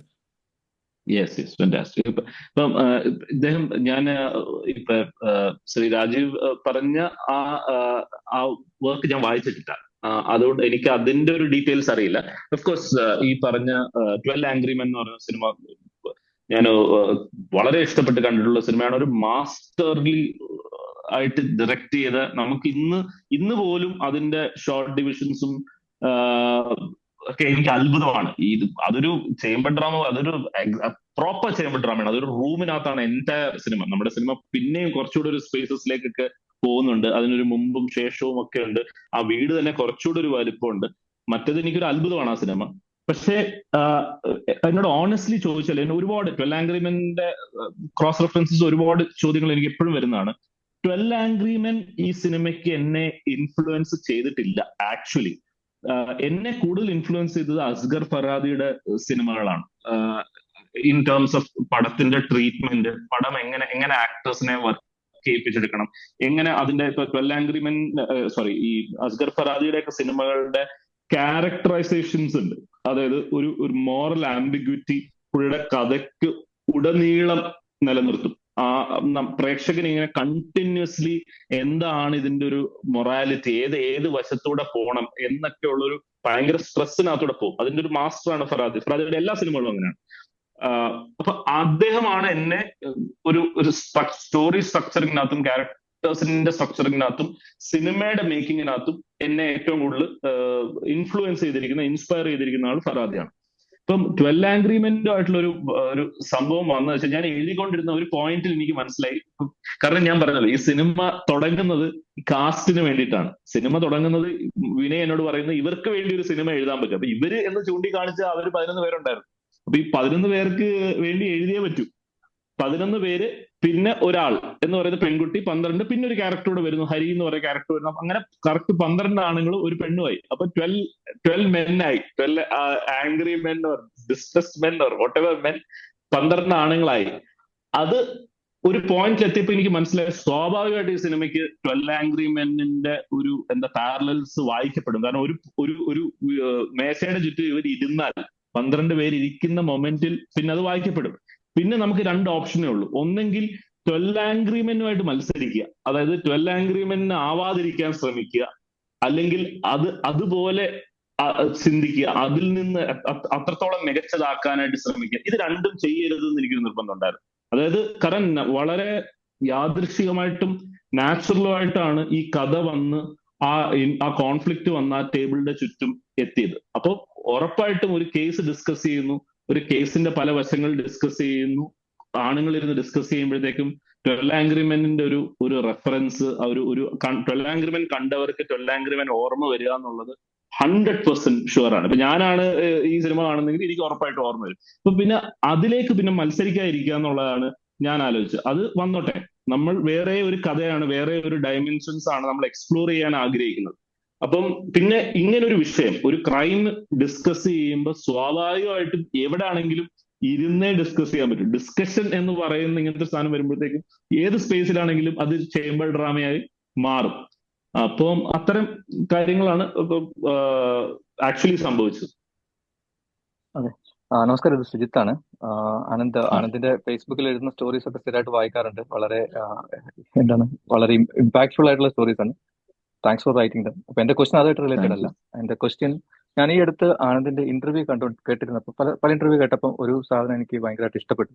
അത് ആക്ടേഴ്സിന് കൊടുത്ത റെമ്യൂണറേഷനെ പറ്റിയിട്ടാണ്. ഇപ്പം നമുക്ക് അറിയാലോ, മലയാളത്തിൽ സ്വാഭാവികമായിട്ടും നമ്മൾ കല എന്ന് പറയുന്ന സാധനം ഫ്രീ ആയിട്ട് കിട്ടിയ അത്രയും ഫ്രീ ആയിട്ട് കിട്ടട്ടെ എന്ന് വിചാരിക്കുന്ന ഒരു കൾച്ചർ ഉണ്ട് നമുക്ക്. അപ്പം ഈ ആക്ടേഴ്സിന് അവര് ഡ്രാമ മാത്രമല്ല, അവർക്ക് വേറെ തൊഴിലുകളുണ്ട്. അപ്പൊ ആ തൊഴിലുകൾ അവരെടുക്കാതിരിക്കുകയാണെങ്കിൽ അതിനുള്ള ഒരു കോമ്പൻസേഷനും കൂടെ കാൽക്കുലേറ്റ് ചെയ്തിട്ടാണ് റെമ്യൂണറേഷൻ ആനന്ദ് സജസ്റ്റ് ചെയ്തതെന്ന് പറഞ്ഞു. അപ്പം അതിനെ പറ്റി കുറച്ച് കൂടുതൽ അറിയണം താല്പര്യമുണ്ട്. എന്തായിരുന്നു അതിന്റെ പിന്നിലെ തോട്ട് പ്രോസസ് എന്നൊക്കെ, അത് ഈ കണ്ടന്റുമായിട്ട് ചേർന്ന് പോകുന്നതാണെന്ന് തോന്നുന്നു. അതുകൊണ്ട് ഈ ഒരു ചോദ്യം ചോദിക്കും. തീർച്ചയായും. ആക്ച്വലി അതിന്റെ ഒരു കാര്യം എന്ന് വെച്ചാൽ, ഈ ഞാൻ നേരത്തെ പറഞ്ഞ പോലെ ഇതിനകത്ത് വിനയ്, മദൻ ചേട്ടൻ, പിന്നെ ഒരാൾ ഒക്കെ ഒഴിച്ചു കഴിഞ്ഞാൽ ബാക്കി എല്ലാവരും, ഈ നാടക സംഘത്തിൽ ബാക്കി എല്ലാവരും തന്നെ ഒരു ഡെയിലി വേജസിന് ജോലി ചെയ്യുന്നവരോ അല്ലെങ്കിൽ വളരെ ചെറിയ ശമ്പളത്തിന് ജീവിതത്തിൽ ജോലി ചെയ്യുന്നവരും, സാമ്പത്തികമായ ബുദ്ധിമുട്ട് അവരുടെ ജീവിതത്തിന്റെ ഒരു യാഥാർത്ഥ്യമാണ്. അപ്പോ ഒരു പെയിന്റിംഗ് പണിക്ക് പോകുന്ന ഒരാളുണ്ട് നമ്മുടെ കൂടുതൽ, ഓട്ടോ ഓടിക്കുന്ന ചുമട്ട് തൊഴിലാളിയുണ്ട്, ഓട്ടോ ഓടിക്കുന്ന ഒരാളുണ്ട്, ശരിക്കുള്ള ജീവിതത്തിൽ അമ്പലത്തിൽ ജോലി ചെയ്യുന്നുണ്ട്. അപ്പൊ അവരുടെ ഒരു ദിവസത്തെ വരുമാനം ഒരു 800 രൂപ, 850 രൂപ അല്ലെങ്കിൽ 1000 രൂപ നിൽക്കുമ്പോൾ, ഞാൻ അവരോട് 35 ദിവസം റിഹേഴ്സലിന് വരാൻ പറയുമ്പോൾ 35 ദിവസം അവരുടെ ജോലി വിട്ട് വരുന്നു കഴിഞ്ഞാൽ ഈ 35 ദിവസത്തെ 30,000 രൂപ അവരെ സംബന്ധിച്ചോളം പിവറ്റൽ ആയിട്ടുള്ള ഒരു എമൗണ്ട് ആണ്. ഇത് ഒരു ഭയങ്കര മനുഷ്യത്വത്തിന്റെ ഒരു സ്നേഹത്തിന്റെ ഒരു സ്പേസിൽ നിന്നും അല്ല ഞാൻ പറയുന്നത്. വളരെ പ്രാക്ടിക്കൽ ആയിട്ടുള്ള, വളരെ നമുക്ക് നേരെ നോക്കിയാൽ കാണാൻ പറ്റുന്ന ഒരു കാര്യമാണ്. അപ്പോ അവരെ സംബന്ധിച്ചോളം അവരുടെ വീട്ടിലെ കുട്ടികളുടെ ഫീസ്, അവരുടെ ഇലക്ട്രിസിറ്റി ബില്ല്, അവരുടെ ഭക്ഷണം, ഗ്യാസ് മുതലായ കാര്യങ്ങൾ അവരുടെ റിയൽ ആയിട്ടുള്ള പ്രശ്നമാണ്. അവർക്കൊരു എന്താ പറയുന്ന ഒരു സേവിങ്സിൽ നിന്ന് എടുത്ത് പെരുമാറാൻ പറ്റുന്ന ഒരു അവസ്ഥ ഇല്ല എന്നുള്ളത് എനിക്ക് 20 വർഷമായിട്ട് അറിയാവുന്നവരല്ലേ, എനിക്കറിയാം. അപ്പൊ ഞങ്ങൾ ഒരു യാത്ര പോകുമ്പോൾ 1000 രൂപ, ഇപ്പൊ ഞങ്ങൾ അന്ന് പറഞ്ഞ കോവിഡിന്റെ ഒരു ദിവസത്തെ യാത്ര ഞങ്ങൾ പോയപ്പോൾ എല്ലാവരും കൂടെ 1000 രൂപ ഇടാം എന്ന് പറഞ്ഞപ്പോ അത് ഇടാൻ ബുദ്ധിമുട്ടുള്ളവരുണ്ടായിരുന്നു. അത് ഇടാൻ അത്രയും എടുക്കാനില്ല, അത് 1000 ഇട്ടാൽ അത് പിന്നെ ബാധിക്കും എന്ന് പറയുന്ന അവസ്ഥ. അപ്പൊ ഇത് വളരെ പ്രാക്ടിക്കൽ ആയിട്ടുള്ള ഒരു സത്യസന്ധമായിട്ടുള്ള അവസ്ഥയാണ്. അപ്പൊ എനിക്ക് അവരോട് എങ്ങനെയാണ്, അവര് വരും. ഞാൻ പറയുന്നത് ഇവർക്ക് ഈ സിനിമയിൽ 1 രൂപ പോലും കൊടുക്കാനില്ല എന്ന് പറഞ്ഞാൽ ഇവരെല്ലാരും ഈ സിനിമ ചെയ്യും. കാരണം അവർക്ക് സിനിമയിൽ വരണം എന്നുള്ള ആഗ്രഹം കൊണ്ടും അഭിനയിക്കണം എന്നുള്ള ആഗ്രഹമുണ്ട്. പക്ഷെ എനിക്ക് അവരെ പൂർണ്ണമായിട്ടും കിട്ടില്ല. റിഹേഴ്സലിന്റെ ഇടയ്ക്ക് അവർ വീട്ടിലെ കാര്യം ആലോചിച്ചുകൊണ്ടിരിക്കും. 150 പ്രശ്നങ്ങൾ അവർ ആലോചിച്ചുകൊണ്ടിരിക്കും. അവരുടെ ഒരു പ്രസൻസ്, അവരുടെ ഒരു മനസ്സും അവരുടെ ഒന്നും എനിക്ക് ഇവിടെ കിട്ടില്ല. That will make it very difficult. ഇതെല്ലാം ഞാൻ പറയുമ്പോഴും ഇതിന്റെ ഒരു ക്രെഡിറ്റ് ഏറ്റെടുക്കാൻ ഞാൻ തയ്യാറല്ല. കാരണം ഇതിന്റെ വസ്തുതാപരമായിട്ട് ഇതിന്റെ credit goes to the producer. ഈ സിനിമയിലെ ഏറ്റവും വലിയ മഹാഭാഗ്യം എന്ന് പറഞ്ഞാൽ ഈ സിനിമയ്ക്ക് ഒരു വളരെ വളരെ സെൻസിറ്റീവ് ആയിട്ടുള്ള ഒരു പ്രൊഡ്യൂസർ സംഭവിച്ചു എന്നുള്ളതാണ്. എനിക്ക് തോന്നുന്നില്ല ഒരു ആദ്യ സിനിമ ചെയ്യുന്ന ഒരാൾക്ക് ഇത്രയും ബ്യൂട്ടിഫുൾ ആയിട്ടുള്ള ഒരു പ്രൊഡ്യൂസറിനെ കിട്ടും. അതിന് പല ഫാക്ടേഴ്സ് ആണ്. ഒന്ന്, ഇങ്ങനെ ഒരു സബ്ജക്ട് പ്രൊഡ്യൂസ് ചെയ്യാൻ തീരുമാനിക്കുക. ഇങ്ങനെ ഒരു അഷ്വർലി ഇപ്പോഴല്ലേ സിനിമ നന്നാവുന്നത്, ഇത് നന്നാവാതിരിക്കാനുള്ള സാധ്യതയാണ് കൂടുതൽ. ഈ സിനിമ പാളിപ്പോവാൻ, ഈ സിനിമ കണ്ടവർക്കറിയാം, സ്ക്രിപ്റ്റ് വായിക്കുന്നവർക്ക് ഇതിനകത്ത് ഒരു അഭിനയം പാളിപ്പോയാൽ, ഒരു 3-4 ഡയലോഗ് പാളിപ്പോയാൽ, ഒരു ക്യാരക്ടറിന്റെ ഒരു ആർക്ക് പാളിപ്പോയാൽ ഈ സിനിമ താഴ്പോവും, വാഷ് ഔട്ട് ആയി പോകുന്ന സിനിമയാണ്. അപ്പൊ ഇങ്ങനെ ഇത്രയും റിസ്ക് ഉള്ള സിനിമ പ്രൊഡ്യൂസ് ചെയ്യാൻ തീരുമാനിക്കുന്നു.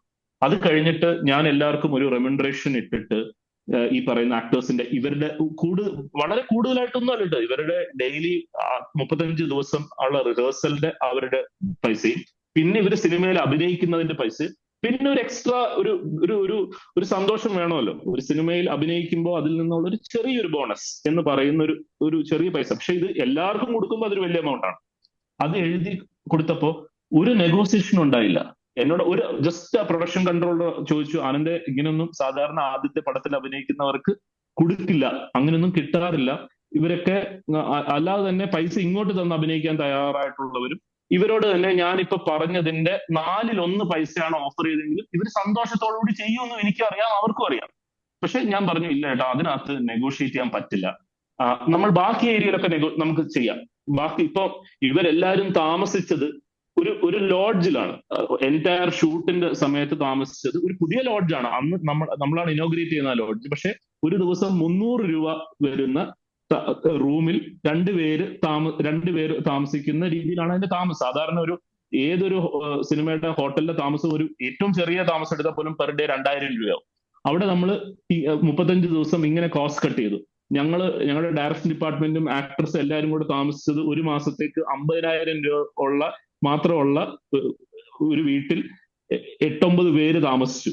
അപ്പോൾ നമ്മൾ ആ ഏരിയയിലൊക്കെ കോസ്റ്റ് കട്ട് ചെയ്തിട്ട് ആ പൈസ എല്ലാം നമ്മൾ പ്രൊഡക്ഷനിൽ കൊണ്ടുവന്നു, സിനിമയുടെ ക്വാളിറ്റിയിൽ കൊണ്ടുവന്നു. അപ്പൊ ഇത്തരം കാര്യങ്ങൾ മനസ്സിലാക്കാനുള്ള സെൻസിറ്റീവ് ആയിട്ടുള്ള ഒരു പ്രൊഡ്യൂസർ ഉണ്ടായി എന്നുള്ളതാണ് സുജിത്ത് അതിന്റെ ഏറ്റവും ഇമ്പോർട്ടന്റ് ആയിട്ടുള്ള കാര്യം. ഇത് മാത്രമല്ല കേട്ടോ, ഇനി പറയുമ്പോൾ ഇത് എല്ലാം പറയണം. ഇദ്ദേഹം ഈ നോൺ നെഗോഷ്യബിൾ ആയിട്ട് ഇത് നമുക്ക് ചെയ്തു തന്നു. 1. 2, ഈ സിനിമ ഇറങ്ങുന്നതിന് മുമ്പ് ഈ സിനിമ ഒരുപാട് ഫെസ്റ്റിവൽസിൽ പോയി. അപ്പൊ നമ്മൾ US വന്നിട്ട് നമുക്ക് ഫെസ്റ്റിവലിന് അവാർഡ് കിട്ടിക്കഴിഞ്ഞ് വന്നു കഴിയുമ്പോഴാണ് ഞാൻ അറിയുന്നത് നമുക്ക് മുംബൈയിൽ മാമി ഫെസ്റ്റിവലിൽ സെലക്ഷൻ കിട്ടിയിട്ടുണ്ട്. അപ്പോ ഇവർക്ക് എല്ലാവർക്കും ഒരു ആഗ്രഹമുണ്ട് ഫെസ്റ്റിവൽസിന് വരണം, ഭയങ്കര red carpet and all those things. അപ്പോ ഇവരെ എല്ലാരും, സാധാരണ ഒരു പ്രൊഡ്യൂസറും അതിന്റെ ഡയറക്ടറിനെ കൊണ്ടുപോകും, അതിന്റെ മെയിൻ നടൻ ആരാണോ ഒരു ഫേസ് ഉള്ളത്, വിനയ് ഫോർട്ടിനെ കൊണ്ടുപോകാം, അതിനെ നടിയെ കൊണ്ടുപോകാം. അതിനപ്പുറത്തോട്ട് എല്ലാവരും കൊണ്ടുപോകേണ്ട കാര്യമില്ല. ആരും ചോദിക്കാൻ പോകുന്നില്ല, ആർക്കും ഒരു പരാതി ഉണ്ടാകാൻ പോകുന്നില്ല, ഇവരാരും പരാതി പറയാൻ. പക്ഷെ ഇവരെ എല്ലാരെയും കൊച്ചി ടു മുംബൈ ഫ്ലൈറ്റ് എടുത്ത് കൊണ്ടുവന്ന് അവിടെ നല്ലൊരു ഹോട്ടലിൽ താമസിപ്പിച്ച് തിരിച്ച് ഫ്ലൈറ്റിൽ കൊണ്ടുവന്ന് പിന്നെ അവിടെ വെച്ച് ഇവർക്ക് എല്ലാവർക്കും ഒരു പാർട്ടി കൊടുക്കുന്ന ഒരു ദിവസം ഉണ്ടാവുന്നു. അന്നാണ് ഇവരെല്ലാവരും പ്രൊഡ്യൂസറിനെ കാണുന്നതും ഇടപെടുന്നതും എല്ലാം. അന്ന് രാത്രിയിൽ അതിന്റെ ഒരു 3-4 ദിവസമാണ് നമ്മൾ അറിയുന്നത് നമ്മൾ Indian film festival international film festival of ഇന്ത്യയുടെ ഇഫിയുടെ ഓപ്പണിംഗ് ഫിലിമാണ്. Big thing. അപ്പം ഇന്ത്യൻ പനോരമയുടെ ഓപ്പണിംഗ് ഫിലിമായിട്ട് ആട്ടം സെലക്ട് ചെയ്യപ്പെടും. അപ്പൊ ഇവർക്ക് എല്ലാവർക്കും ആഗ്രഹമുണ്ട് ഗോവയിലോട്ട് വരണം. അപ്പൊ ഇവരെല്ലാവരും ഒരു റൂമിലിരുന്ന് ചർച്ച ചെയ്യണം. ഇനി നമുക്ക് പ്രൊഡ്യൂസറിനെ ബുദ്ധിമുട്ടിക്കാൻ പറ്റില്ല, അദ്ദേഹം ഇത്ര നമ്മളെ ബോംബെ കൊണ്ടുവന്നു ചെയ്യിപ്പിക്കാൻ പറ്റില്ല, നമ്മൾ എങ്ങനെ പോകും, നമ്മൾ ജനറൽ ടിക്കറ്റ് എടുത്തിട്ട് രാവിലെ എത്തി അവിടുന്ന് സിനിമ കണ്ടു കഴിഞ്ഞ് അന്ന് രാത്രി തിരിച്ചു വരാം എന്നൊക്കെ പറഞ്ഞുകൊണ്ടിരിക്കുമ്പോൾ ഇപ്പുറത്ത് ഞാനും പ്രൊഡ്യൂസറും ഡോക്ടർ അജിത് ജോയ് എന്നാണ് അദ്ദേഹത്തിന്റെ പേര്, ഞങ്ങളൊരു റൂമിൽ ഇരിക്കാൻ നേരത്ത് ഇവരായിട്ടൊക്കെ സംസാരിച്ച് കഴിഞ്ഞിട്ടാണ് അദ്ദേഹം വരുന്നത്. അന്നത്തെ പാർട്ടി കഴിഞ്ഞ് വരുമ്പോൾ അദ്ദേഹം പറയാണ്, ആനന്ദ് ഒന്നും നോക്കണ്ട, അവരെല്ലാരും ഗോവയിലോട്ട് കൊണ്ടുവരൂ, അത് അങ്ങനെ തന്നെ നടക്കട്ടെ, നമ്മൾ അതിനകത്തൊന്നും ഒരു ലാഭനഷ്ടമൊന്നും നോക്കണ്ടെന്ന് ഫിനാൻസ് ഹെഡിനോട് പറയുന്നു. അനൂപ് എല്ലാവർക്കും ടിക്കറ്റ് ബുക്ക് ചെയ്യുക. ആൻഡ് വീണ്ടും ഇവരെല്ലാരെയും ഗോവയിൽ കൊണ്ടുപോകുന്നു, നല്ല ഹോട്ടലിൽ താമസിപ്പിക്കുന്നു, തിരിച്ചു കൊണ്ടുവരുന്നു. ഈ സമയത്ത് സിനിമ ഇറങ്ങിയിട്ടില്ലെന്ന് ആലോചിക്കണം. ഇതൊരു ചെറിയ സിനിമയാണ്, ഫണ്ട് ഇറങ്ങിക്കൊണ്ടിരിക്കുക, പൈസ തിരിച്ചു വരാം, പൈസ പൊക്കോണ്ടിരിക്കുന്ന മാത്രമുള്ള സമയം. അപ്പൊ അതൊരു ഭയങ്കര സെൻസിറ്റീവ് ആയിട്ടുള്ള ഒരാൾക്ക് മാത്രം ചെയ്യാൻ പറ്റുന്ന കാര്യമാണ്. അപ്പൊ അതിന്റെ മഹാഭാഗ്യം to have a very very intelligent sense and a sensitive producer. അത് മഹാഭാഗ്യമായി. ആനന്ദ്, ഈ സിനിമ കണ്ടപ്പോഴേ എനിക്ക് തോന്നിയ ഒരു കാര്യം, ഈ പറയുന്ന ഈ 12 ക്യാരക്ടറിൽ ഒരാൾ മാത്രം സിനിമയിൽ അഭിനയിക്കുന്ന ഒരാള്, ബാക്കി 11 പേരും ഒരു ലോ ലെവൽ പീപ്പിൾ ആണ്. അവരാ ഡ്രാമ അഭിനയിക്കുന്നതൊക്കെ അവരുടെ ഒരു പാഷന്റെ ഭാഗമായിട്ടാണ്, അല്ലെ? ഈ സംഭവം നടന്നേ പിന്നെ അവരുടെ ക്യാരക്ടറൊക്കെ മാറിപ്പോയി. അവര് ആ പെണ്ണിനെ കഷ്ടിച്ച് പറഞ്ഞത് ചതിക്കുകയാണ് പെൺകുട്ടീനെ, അല്ലേ? സോറി,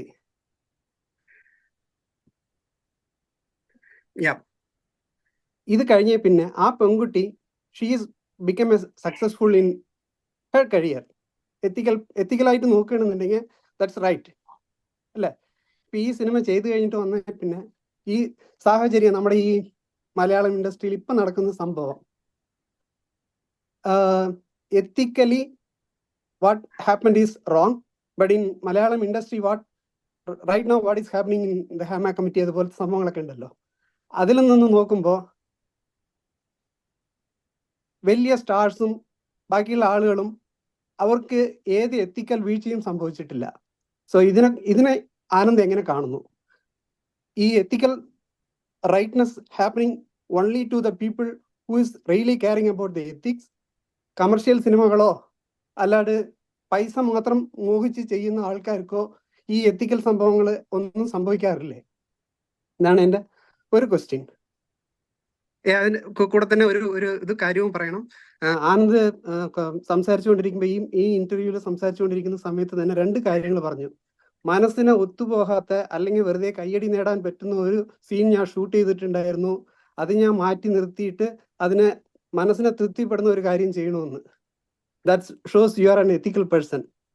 ഓക്കെ, അനദർ മറ്റേ ഡോക്ടർ അജയ്, പ്രൊഡ്യൂസർ, മൂപ്പര് മറ്റുള്ളവരെ എത്ര ഒരു കലാകാരന്മാരെ എത്ര അഭിനന്ദിച്ചു, എത്ര കൊണ്ടു നടന്നു എന്നുള്ളതിനെ കുറിച്ചും പറഞ്ഞു. That is also N ethical reason.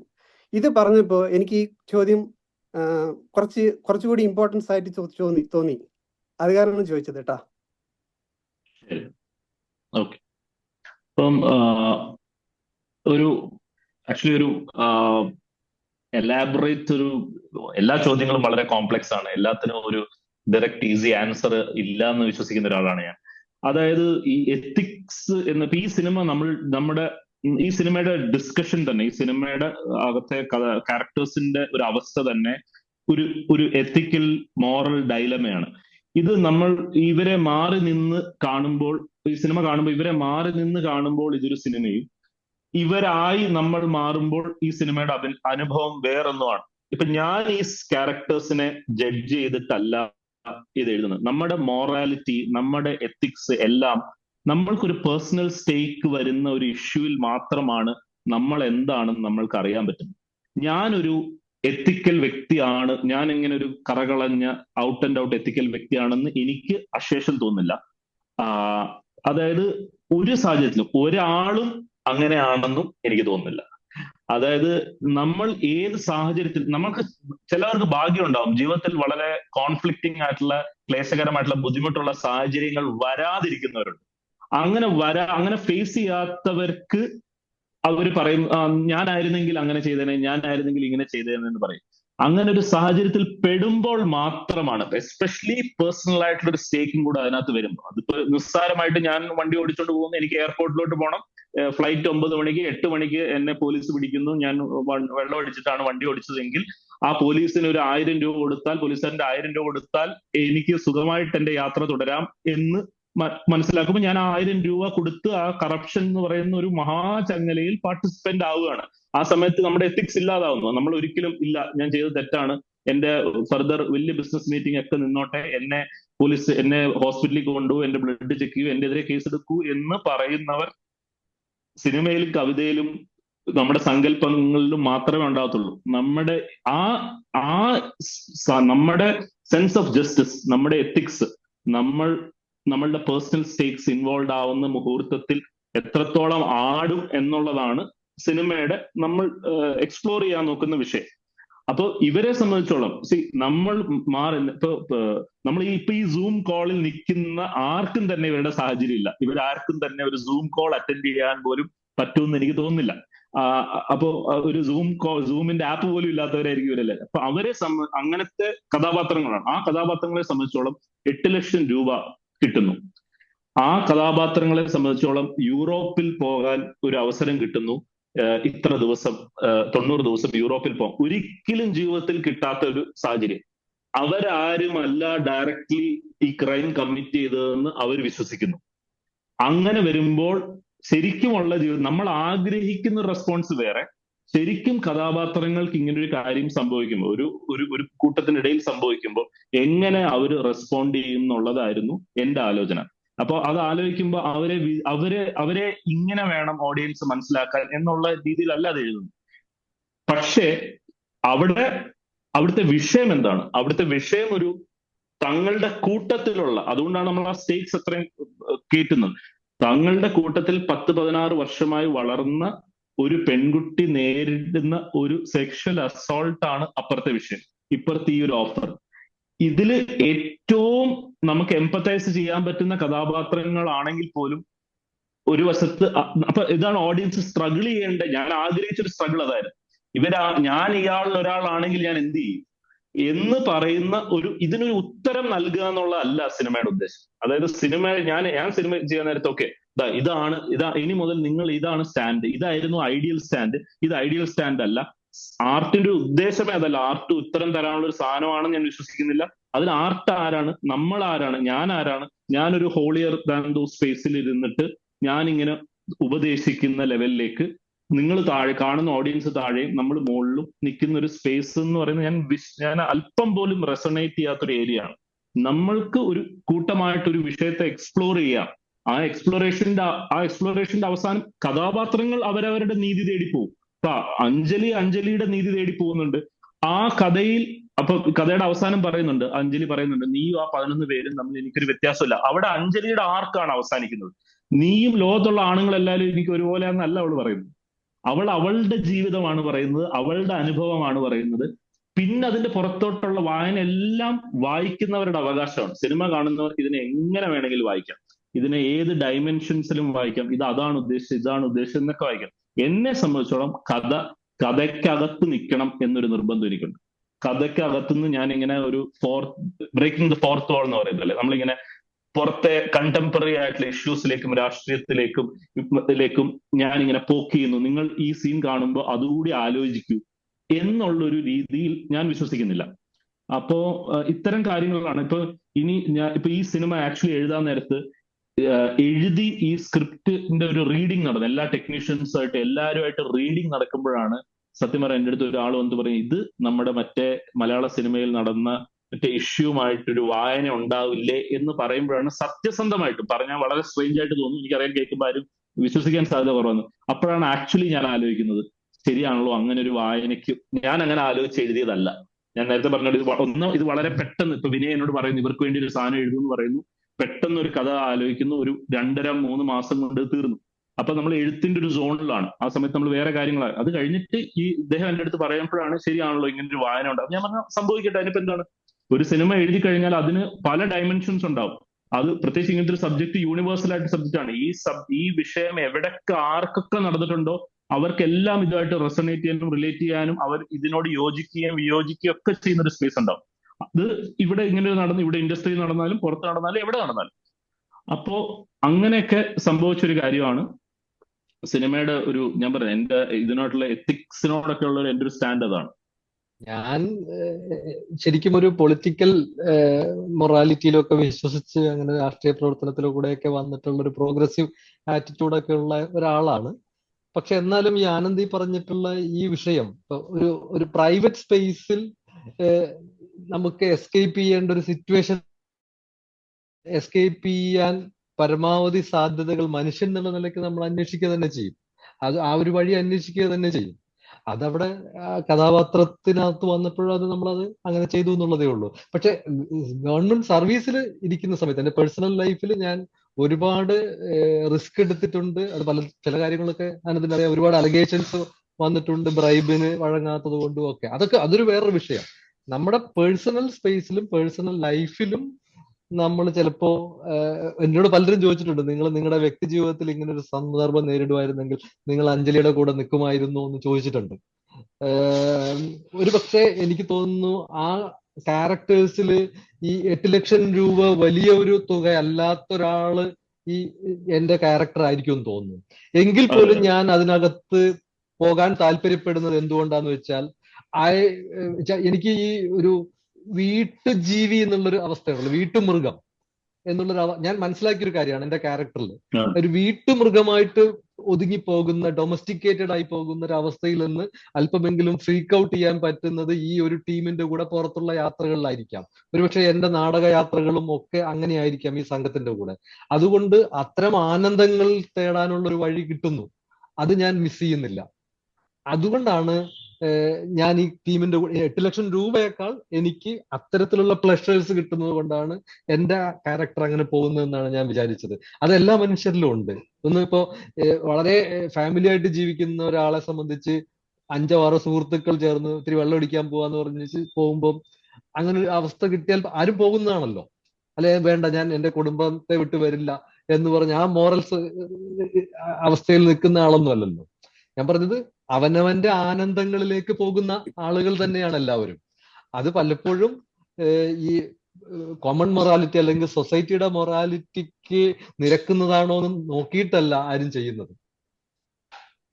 അപ്പൊ ഞാനും എനിക്ക് തോന്നി ജസ്റ്റ് ഒരു ആഡ് ഓൺ, എനിക്ക് തോന്നിയ ഒരു ഭയങ്കര കാര്യം വെച്ചാല് ഓരോരുത്തർ ഏത് സാഹചര്യത്തിൽ പെടുമ്പോഴാണ് ഇത് അറിയാൻ പറ്റുക. ഇപ്പൊ ഫോർ എക്സാമ്പിൾ, ഇപ്പൊ നിങ്ങളുടെ കൂട്ടത്തിൽ ഒരാളുടെ ഒരു പ്രിൻസിപ്പിൾ എന്ന് പറഞ്ഞാൽ, എന്നെ ഒരാൾ ചീത്ത വിളിച്ചാലും എന്നെ ഒരാൾ ഉപദ്രവിച്ചാലും ഒന്നും ഞാൻ അയാളെ തിരിച്ചു ഉപദ്രവിക്കുകയോ ഒന്നും ചെയ്യില്ല എന്ന് തീരുമാനമെടുത്ത് ജീവിതത്തിൽ പ്രാക്ടീസ് ചെയ്യുന്ന ഒരാളാണെന്ന് ഇരിക്കട്ടെ.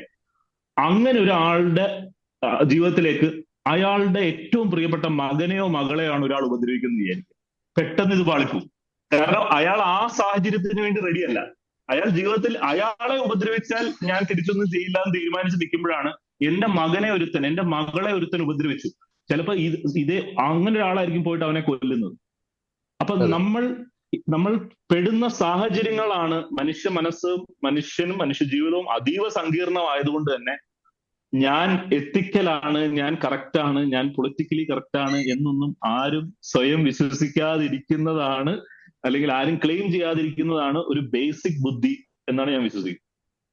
നമുക്ക് വന്നിട്ടുള്ള ഒരു കേരളത്തിന്റെ ഒരു സാംസ്കാരിക രംഗത്ത് അല്ലെങ്കിൽ സാമൂഹ്യ രംഗത്ത് വന്നിട്ടുള്ള വലിയ ഒരു പ്രശ്നവും അത് തന്നെയാണ്. നമ്മൾ ഈ പ്രോഗ്രസീവ് ആറ്റിറ്റ്യൂഡിലും പ്രോഗ്രസീവ് പൊളിറ്റിക്സിലും ഒക്കെ നിന്നുകൊണ്ട് നമുക്ക് എല്ലാ ആർട്ടിലും നമ്മൾ റോൾ മോഡൽസിനെ മാത്രമേ നമ്മൾ ക്യാരക്ടറൈസ് ചെയ്യുന്നുള്ളൂ. അത് വലിയ തെറ്റാണ്. അങ്ങനെയൊന്നും അല്ലല്ലോ ജീവിതം. ആബ്സല്യൂട്ട്ലി. ഇപ്പൊ മാത്രമല്ല, നമ്മൾ രസകരമായിട്ട് ശ്രദ്ധിച്ചാല് ഇപ്പൊ പ്രത്യേകിച്ച് കേരളത്തിന്റെ ഒരു സ്വഭാവത്തിനകത്ത് നമ്മൾ എങ്ങനെ പൊളിറ്റിക്കലി കറക്റ്റായി സംസാരിക്കാം എന്നുള്ളതിലാണ് നമ്മുടെ ശ്രദ്ധ. നമ്മൾ എങ്ങനെ പ്രാക്ടീസ് ചെയ്യാം എന്നുള്ളതല്ല ശ്രദ്ധ. 4 ആള് കൂടുമ്പോ, അല്ലെങ്കിൽ ഒരു സൂം കോൾ വരുമ്പോ, അല്ലെങ്കിൽ 4 ആള് കൂടുമ്പോ, ഒരു പ്രസംഗിക്കാൻ ചെല്ലുമ്പോ, അല്ലെങ്കിൽ ഒരു ബുദ്ധിജീവി സംഘത്തിന്റെ ഇടയിൽ നിൽക്കുമ്പോ എങ്ങനെ എന്റെ വാക്കിനൊരു പിഴ ഉണ്ടാവരുത് എന്നുള്ളതിലാണ് ശ്രദ്ധ. എന്റെ ചിന്തയിൽ പിഴച്ചു പോയാലൊന്നും ആരും അറിയുന്നില്ല, ആരും ഒന്നും കേൾക്കുന്നവർ കാണുന്നുമില്ലല്ലോ. എന്റെ പ്രൈവറ്റ് സ്പേസിൽ ഞാൻ പ്രാക്ടീസ് ചെയ്യുന്ന ആരും അറിയുന്നില്ല. അപ്പൊ ഈ ഒരു കപടത ത്രൂ ഔട്ട് വന്നിട്ടുണ്ട്.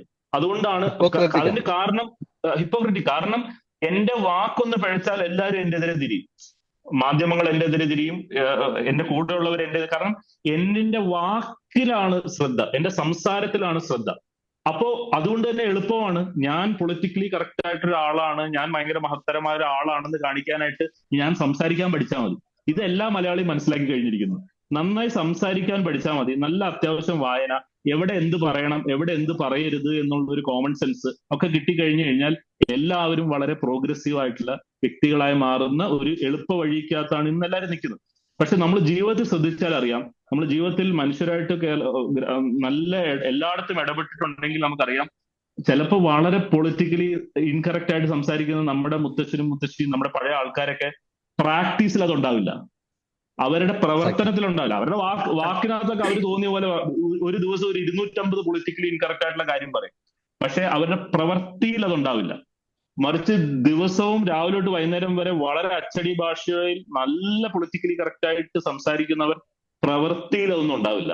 അവന്റെ കോറിലോട്ട് ചെല്ലുമ്പോഴത്തേക്കും ഇതിനൊക്കെ വിപരീതമായിട്ട് നമ്മൾ പലതും ഞാൻ കണ്ടിട്ടുണ്ട്, എന്റെ അനുഭവം അതാണ്.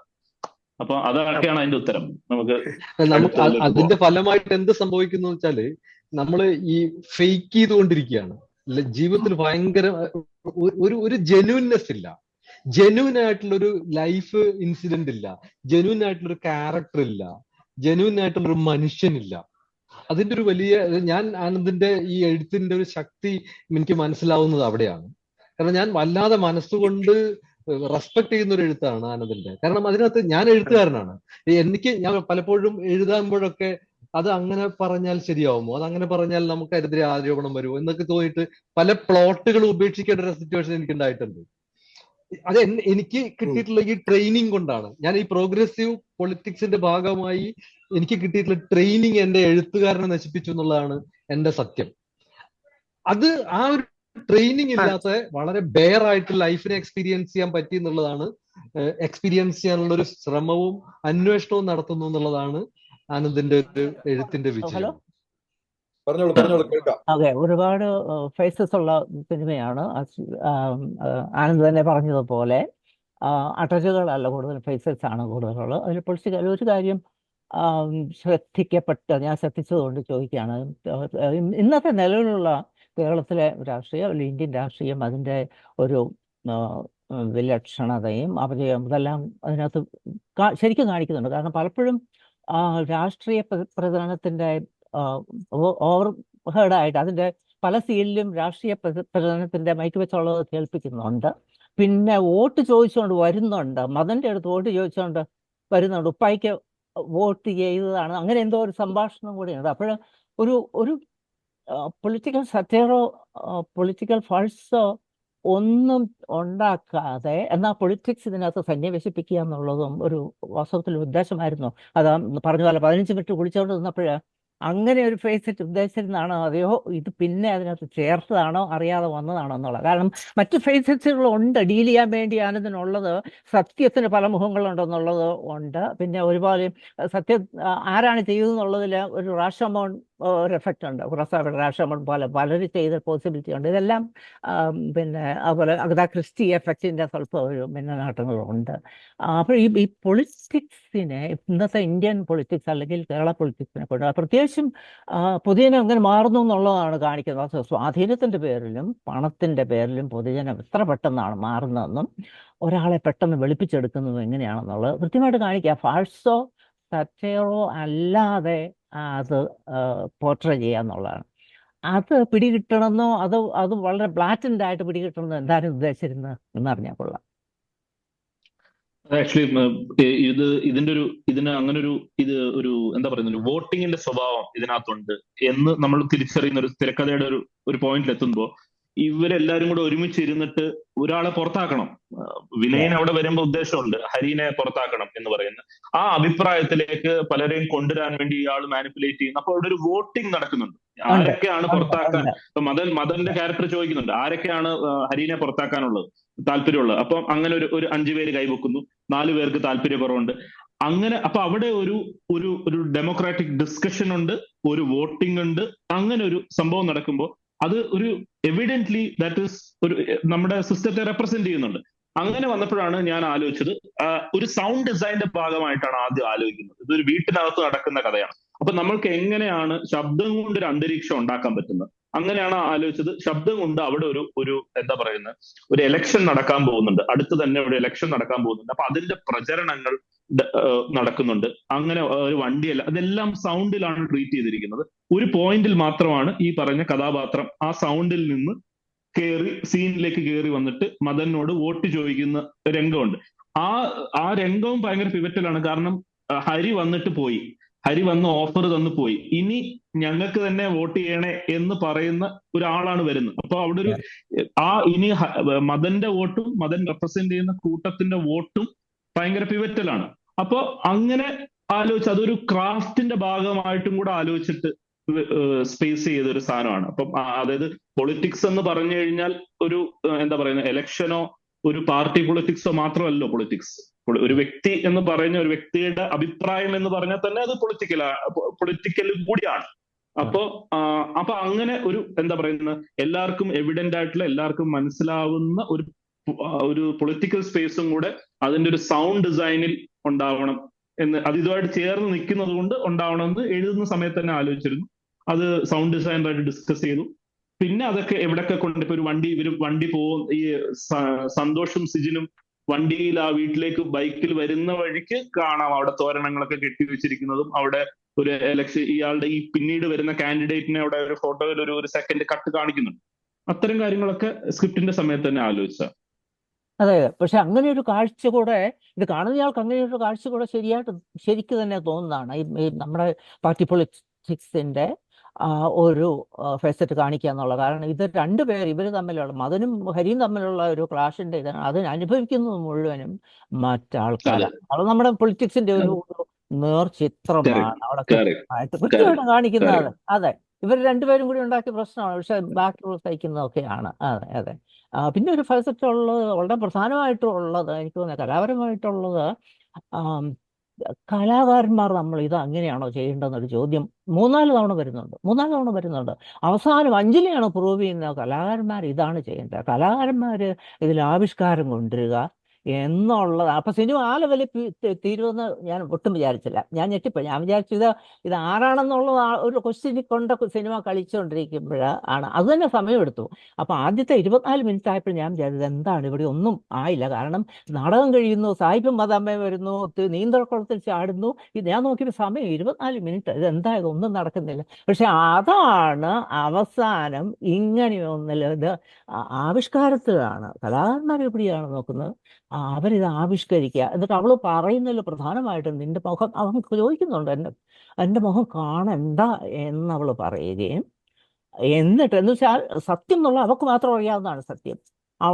അവൾക്കറിയാം സത്യം ആരാണെന്ന്. അത് പൊതുജനങ്ങളോ അല്ലെങ്കിൽ വേറെ ആരോ അറിയണ്ട, അവളേതായാലും അറിയണ്ട, അവൾക്ക് ആ മുഖം കാണണ്ടെന്ന് അവൾ പറയുന്നത്. അവിടെ വെച്ചാണ് നാടകം എന്നുള്ളതിന് ആനന്ദ് നാടകക്കാരനായതുകൊണ്ട് നാടകം എന്നുള്ളത് എങ്ങനെയാണ് ജീവിതവുമായി ബന്ധപ്പെടുത്തിയിരിക്കുന്നത് എന്നുള്ളത് കൃത്യമായിട്ട് വരച്ച് കാണിക്കുക. എനിക്ക് തോന്നുന്നത് ഇതിൽ ദേശീയ അവാർഡ് കിട്ടാൻ ഒരു കാരണം എനിക്ക് തോന്നുന്നു ഇത്തരം ചില ഫേസറ്റ്സ് അവിടെ കുറെ, എനിക്ക് സാധാരണ വലിയ വിവരമുള്ളവരൊന്നും അല്ല ഈ ഇതിൽ ജൂറിയിൽ ഇരിക്കുന്നുള്ളത് എനിക്ക് നേരിട്ടറിയാം. ജൂറി മെമ്പേഴ്സിന് പലതും അറിയാവുന്നതുകൊണ്ട് പറയുകയാണ്. പക്ഷെ ആർക്കൊക്കെ അവിടെ ഒരു തെളിമ കിട്ടി എന്ന് എനിക്ക് തോന്നുന്നു. കാരണം പിന്നെ സൈദ്ധാന്തികമായിട്ടും സത്യം എന്താണെന്നുള്ളതും അതാണ് ദാർശനികപരമായിട്ടുള്ള ഒരു ചോദ്യമൊക്കെ അവസാനമാണ്. കാരണം അവരങ്ങനെ വട്ടം കറങ്ങാണ്, അവർക്ക് ചുറ്റിനും വട്ടം കറങ്ങിക്കൊണ്ടാണ്, അവർക്കെല്ലാം മാസ്ക് കൊണ്ട് താനും. അവിടെ വെച്ച് ഒരു ഡയമെൻഷൻ മാറിപ്പോവാണ്, സിനിമ ഡയമെൻഷൻ. എനിക്ക് തോന്നുന്നത് ആ ഒരു സീൻ, ആ ലാസ്റ്റ് സീൻ കൊണ്ടാണ് സിനിമ ഒരു കംപ്ലീറ്റ് വൃത്തത്തിൽ വരുന്നത്. ആ നാടകം ആദ്യത്തെ തുടങ്ങിയ അതിൽ നിന്ന് ശരിക്ക് വേറെ നാടകത്തിലാണ് സിനിമ അവസാനിക്കുന്നത്. അതെ, അവർ മേക്കപ്പ് ചെയ്യുന്നത്. അതെ അതെ അതെ അതെ. അപ്പൊ അങ്ങനെ ഒരു ക്രാഫ്റ്റ് ആയിരിക്കുമോ ഈ സിനിമ ശ്രദ്ധിക്കപ്പെടാൻ കാരണം എന്നുള്ളത് അല്ലേ? ആനന്ദ് അത് പറയണ്ട, ആനന്ദല്ല പറയാനില്ലാത്തതായിരിക്കും ചിലപ്പോഴേ, എന്നാലും ആനന്ദ് എന്ത് പറയുന്നു കേട്ടാ കൊള്ളാം. ഇപ്പൊ ഒരു നാടകത്തിൽ തുടങ്ങി നാടകത്തിൽ അവസാനിക്കുന്നു എന്നുള്ളത് ഞാൻ പറഞ്ഞില്ല. ഞാൻ ഈ കുളിച്ചുകൊണ്ടിരിക്കുമ്പോൾ തന്നെ എനിക്ക് ഇതിന്റെ ക്ലൈമാക്സ് കിട്ടി. ഈ ക്യാരക്ടർ ഇതിന്റെ പറഞ്ഞ പോലെ എങ്ങനെയാണ് ഇതിന്റെ റെസൊല്യൂഷനിലേക്ക് വരുന്നത്, എങ്ങനെയാണ്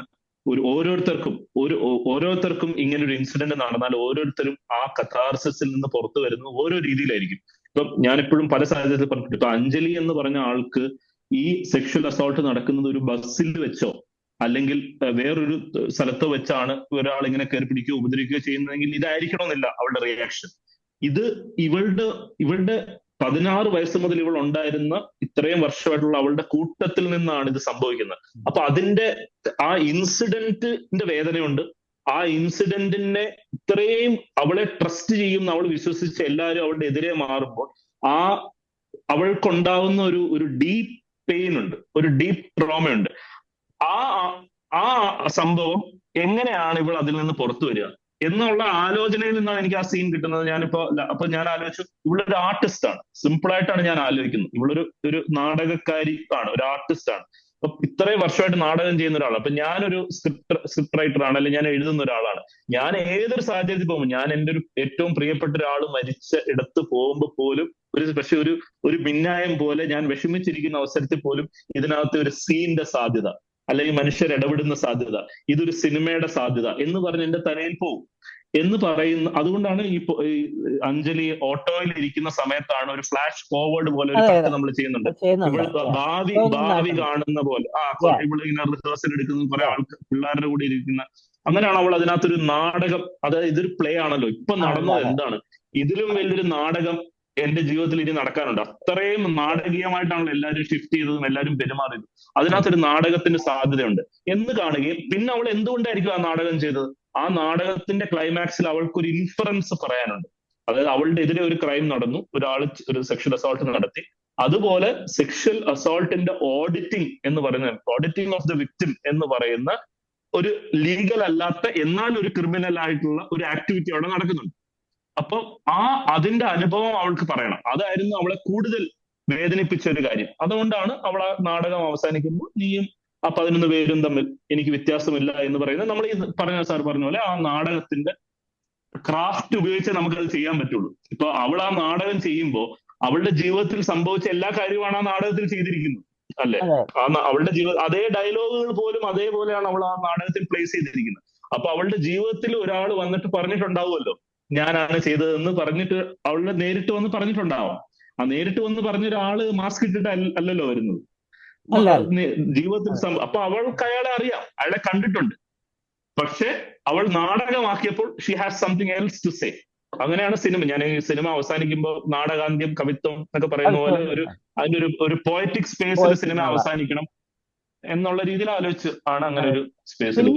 പിന്നെ പലരും ഇവിടെ ചോദിച്ചു, വേറെ ഒരുപാട് പേര് ചോദിച്ചെന്ന് പറയുമ്പോൾ വേറെ ഒരു സ്ത്രീകളുടെ അവിടെ കൂടെ വേണ്ടിയിരുന്നില്ലേ, വേറെ സ്ത്രീ കഥാപാത്രം എന്താ ഇല്ലാതെ പോയിരുന്നത്, വേറെ സ്ത്രീ കഥാപാത്രം എന്തിനാണ് ആവശ്യം? ഇങ്ങനെ ഒരു സീനിൽ നിൽക്കുമ്പോൾ ഈ 11 പേർക്ക് നാടകം ഉണ്ടാക്കാൻ തോന്നിയില്ല. ആ പെണ്ണിന് അവൾക്ക് മാത്രമേ തോന്നിയുള്ളൂ നാടകം. അവളാണ് ഇത് നാടകമാകുന്നത്, ഒന്നാന്തരം നാടകമാണെന്നാണ് അവിടെ പ്രൂവ് ചെയ്യുന്ന വസ്തുതത്തിൽ. അത് ഒരു പെണ്ണ് മാത്രമാണ് ചെയ്യുന്നതെന്നുള്ളത്. അപ്പൊ സിനിമ മൊത്തമായിട്ട് സ്ത്രീപക്ഷമായിട്ട് അവിടെ മാറിക്കഴിഞ്ഞു.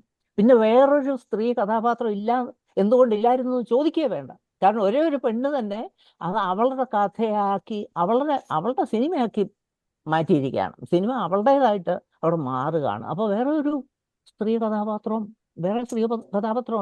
ഉണ്ടായിരുന്നെങ്കിൽ ഇത് പകുതിയായി കുറച്ച് മാറിപ്പോയാലും, അവളുടെ ആ കരുത്ത് മാറിപ്പോയാലും, അവളുടെ കരുത്തും അവളുടെ സാന്നിധ്യം മാറിപ്പോയാലും, അവിടെ വെച്ചാണ് ഈ ഒരു സ്ത്രീ കഥാപാത്രം മാത്രം മതിയായിരുന്നു എന്നുള്ളത് പ്രൂവ് ചെയ്തിട്ടുണ്ട് അവിടെ. എനിക്കറിയത്തില്ല പിന്നെ എന്തുകൊണ്ട് ആ ചോദ്യം വന്നു, വേറെ സ്ത്രീ കഥാപാത്രം എന്തുകൊണ്ട് വന്നില്ല എന്നുള്ളത്. ഇത് അവൾ പ്രൂവ് ചെയ്യണം അവസാനം.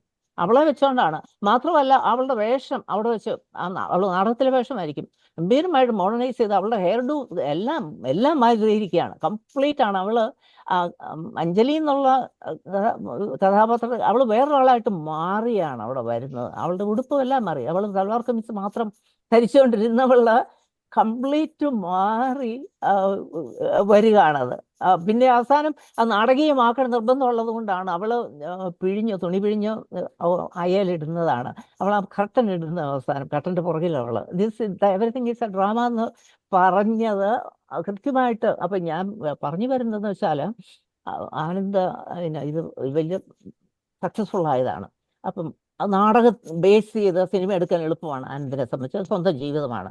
അടുത്ത സിനിമ ഇപ്പൊ അവാർഡ് കിട്ടിയ ആളായി മാറി. അടുത്ത സിനിമ എടുക്കുമ്പോൾ ഈ നാടകം അല്ലാതെ ഉള്ളത് എടുക്കാനുള്ള ഒരു ചലഞ്ചില്ലേ, അതെങ്ങനെ മീറ്റ് ചെയ്യും എന്നുള്ളതെന്ന് അറിഞ്ഞാൽ കൊള്ളാം. യെസ്, ആക്ച്വലി നാടകം ബേസ് ചെയ്തിട്ട് ഒരു സിനിമ ചെയ്യണമെന്ന് ഞാൻ ആക്ച്വലി ഇതുവരെ ആലോചിച്ചത്. ഞാൻ ഇതുവരെ ആലോചിച്ച 3-4 കഥകളെല്ലാം നാടകമായിട്ട് യാതൊരു ബന്ധമില്ലാത്തത്. ഇത് ഇങ്ങനെ യാദൃശ്ചികമായിട്ട് സംഭവിച്ചതാണ്. അപ്പോ ഇനി ഓൾറെഡി വേറെ കഥകളൊക്കെ ഞാൻ ഡെവലപ്പ് ചെയ്തിട്ടുണ്ട്. അടുത്തൊരു ലവ് സ്റ്റോറിയാണ്, നാടകമായിട്ടൊരു ബന്ധമില്ല. Okay, thank you. Thank you so much. എന്റെ ചോദ്യം അഞ്ജലിയെ കുറിച്ചാണ്. എങ്ങനെയാണ് അഞ്ജലിയിലേക്ക് എത്തിയത്, അല്ലെങ്കിൽ ആ ഒരു ക്യാരക്ടർ കൺസീവ് ചെയ്തത്, എന്താണ് അതിന്റെ ഇൻസ്പിറേഷൻ? നമ്മൾ പറയുമല്ലോ, ലൈക്ക് സാധാരണ കാണുന്ന ഒരു cliched women written by men എന്ന് പറയുമല്ലോ, അതിനേക്കാൾ ഒക്കെ വ്യത്യസ്തമായിട്ട് ഒറ്റയ്ക്ക് നിൽക്കുന്ന ഒരു പെൺകുട്ടി. അഞ്ജലി ഒരു ആക്ട്രസ് മാത്രമല്ല, അറ്റ് ദ സെയിം ടൈം അവള് എന്താ പറയുന്നത്, ആ വീടിന്റെ കൺസ്ട്രക്ഷൻ ചെയ്യുന്നുണ്ട്. അവൾ പല കാര്യങ്ങൾ ചെയ്താണ് അവളുടെ ലൈഫ് സെറ്റിൽ ചെയ്യുന്നത്. അറ്റ് ദ സെയിം ടൈം താൻ പ്രണയിക്കുന്ന അയാളെക്കാൾ ധൈര്യത്തിൽ അത് വിളിച്ചു പറയാനുള്ള ഒരു ഗട്സ് അവൾക്കുണ്ട്. അപ്പൊ അങ്ങനെ മൾട്ടിപ്പിൾ ലെയേഴ്സ് ഉള്ള ഒത്തിരി സ്ട്രോങ് ആയിട്ടുള്ള ഒരു ക്യാരക്ടറാണ് അഞ്ജലി. അപ്പൊ അതിന്റെ ഇൻസ്പിറേഷൻ എന്താണ് എന്ന് അറിയണം എന്ന് ആഗ്രഹമുണ്ട്.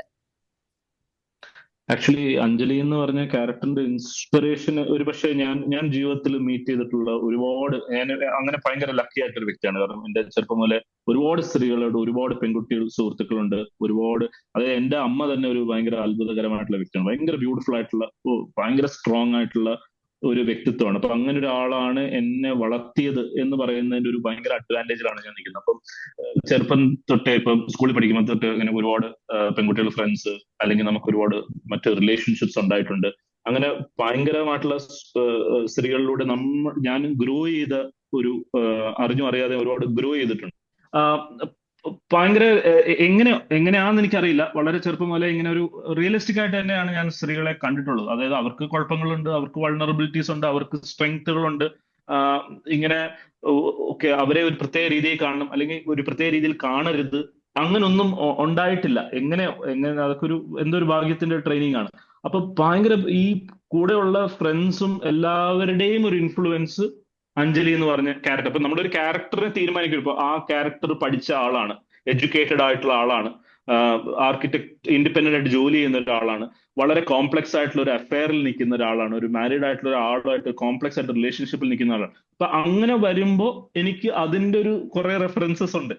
എനിക്ക് അത്തരം ആളുകളുടെ ഒരു റെഫറൻസ്. ഇപ്പൊ ഇതേ ആള് വേറൊരു വളരെ ഗ്രാമത്തിലുള്ള പഠിക്കാത്ത വേറെ ഒരു മോറൽ സൈഡുള്ള, വളരെ റിലീജിയസ് ആയിട്ടുള്ള അങ്ങനത്തെ ഒരു കുട്ടിയാണെങ്കിൽ അതിന്റെ കുറെ റെഫറൻസസ് ഉണ്ട്. അങ്ങനെ ഒരുപാട് ആളുകളെ മീറ്റ് ചെയ്തിട്ടുണ്ട്.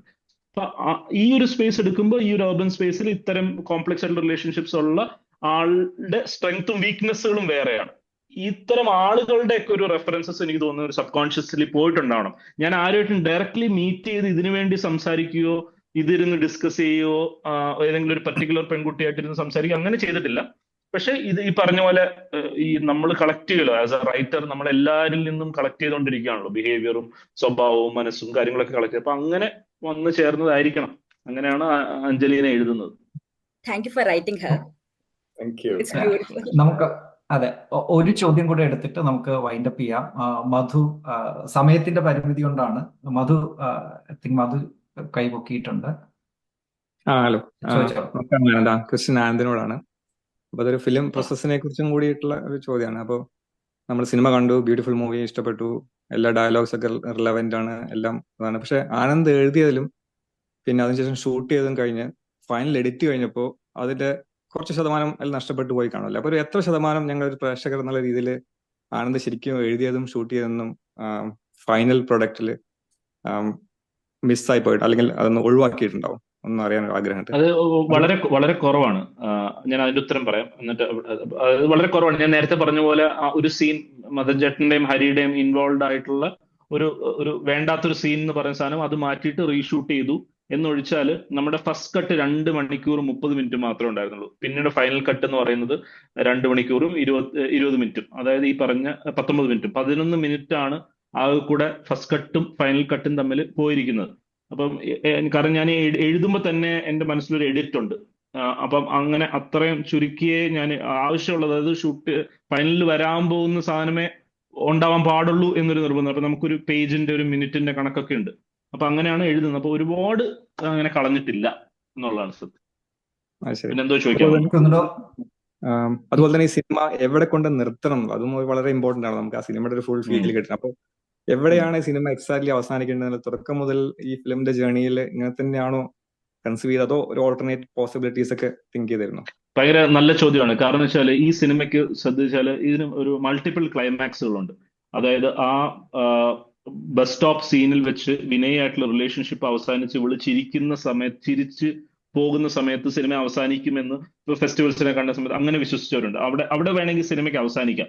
അല്ലെങ്കിൽ ഈ ഗ്രൂപ്പ് എല്ലാവരും കൂടെ പ്രാങ്ക് ആണെന്ന് അറിഞ്ഞ് തമ്മിൽ തല്ലി ആ ഗ്രൂപ്പ് ഡിസിൻറ്റഗ്രേറ്റഡ് ആവുന്ന സമയത്ത് സിനിമയ്ക്ക് അവസാനിക്കാം. അവൾ ഓട്ടോയിൽ ഇരിക്കുന്ന സമയത്ത് സിനിമ അവസാനം. എന്നോട് ഒരുപാട് പേര് ഫെസ്റ്റിവൽസിന് കണ്ടിട്ടുണ്ട്. ഫെസ്റ്റിവലിൽ അതായിരുന്നു നല്ലത്. ഓട്ടോയിൽ നാടകം കാണിക്കേണ്ട കാര്യമില്ലായിരുന്നു.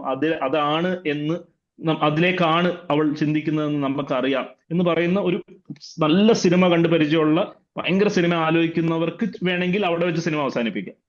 അപ്പോ അങ്ങനെ അതുകൊണ്ട് ഭയങ്കര ചലഞ്ചിങ് ആയിരുന്നു എഡിറ്റിന്. നമ്മളിത് മൊത്തം എഴുതിയിരുന്നെങ്കിലും എഡിറ്റിന്റെ സമയത്ത് എനിക്ക് തോന്നിയിരുന്നു കഴിഞ്ഞു എന്ന് വിചാരിച്ചിട്ട് പിന്നെയും മുമ്പോട്ട് പോകുന്നുണ്ടല്ലോ.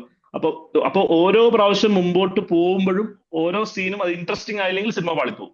അപ്പൊ ഓരോ ക്ലൈമാക്സും നല്ലത്, ഇതും നല്ലതാണ് എന്ന് തോന്നുന്ന ഒരു. അപ്പം ഫൈനലി ആ പ്ലേയിൽ വന്നിട്ട് അവളുടെ ആർക്ക് കംപ്ലീറ്റ് ചെയ്യണം എന്നുണ്ടായിരുന്നു. അവളുടെ ആർക്കിലാണ് സിനിമ കംപ്ലീറ്റ് ആവുക. അവൾ ഈ നടന്ന ഇൻസിഡന്റിനെ അവൾ എങ്ങനെ കണ്ടു എന്നുള്ളതും കൂടി കാണിക്കണം എന്നുണ്ടായിരുന്നു, ആദ്യമേ ഉണ്ടായിരുന്നു.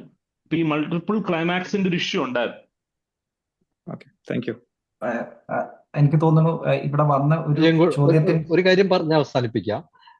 എന്റെ ഭാഗത്തുനിന്ന് ഞാൻ ഷൂട്ടിന്റെ സമയം മുഴുവൻ ഒരു ഡയറക്ടറെ നമ്മൾ കാണുവാണല്ലോ. അപ്പൊ ഞാൻ ഈ ആനന്ദിന്റെ ഈ ബ്രെവിറ്റി, എഴുത്തിലെ ബ്രെവിറ്റി വളരെ പ്രധാനമാണ്. വളരെ ബ്രെവിറ്റി ഉള്ള എഴുത്താണ് ആനന്ദിന്റെ. അതേപോലെ തന്നെ ഞാൻ ശ്രദ്ധിച്ചിട്ടുള്ള ഒരു കാര്യം, എൻ്റെ ഒരു നിരീക്ഷണം എല്ലാവരുമായിട്ട് ഷെയർ ചെയ്താൽ, ഡയറക്ടർമാരുടെ ഉത്തരവാദിത്വത്തിൽ നിന്ന് ഇപ്പോഴെങ്ങനെയാണ് ഉത്തരവാദിത്വമില്ലായ്മയിൽ നിന്ന് ആനന്ദ് എങ്ങനെയാണ് വ്യത്യസ്തനായിരിക്കുന്നതെന്ന് മനസ്സിലാവും. കാരണം ഒരു സീൻ എഴുതുമ്പോൾ അല്ലെങ്കിൽ ഒരു പേജ് എഴുതുമ്പോൾ A4 ഫുള്ള് ഡയലോഗ് ഉള്ള ഒരു സീനും ഫുള്ള് ഡിസ്ക്രിപ്ഷൻ ഉള്ള ഒരു സീനും എഴുതുമ്പോൾ അത് എത്ര സമയം ഷൂട്ട് ചെയ്യാനുണ്ടാവും?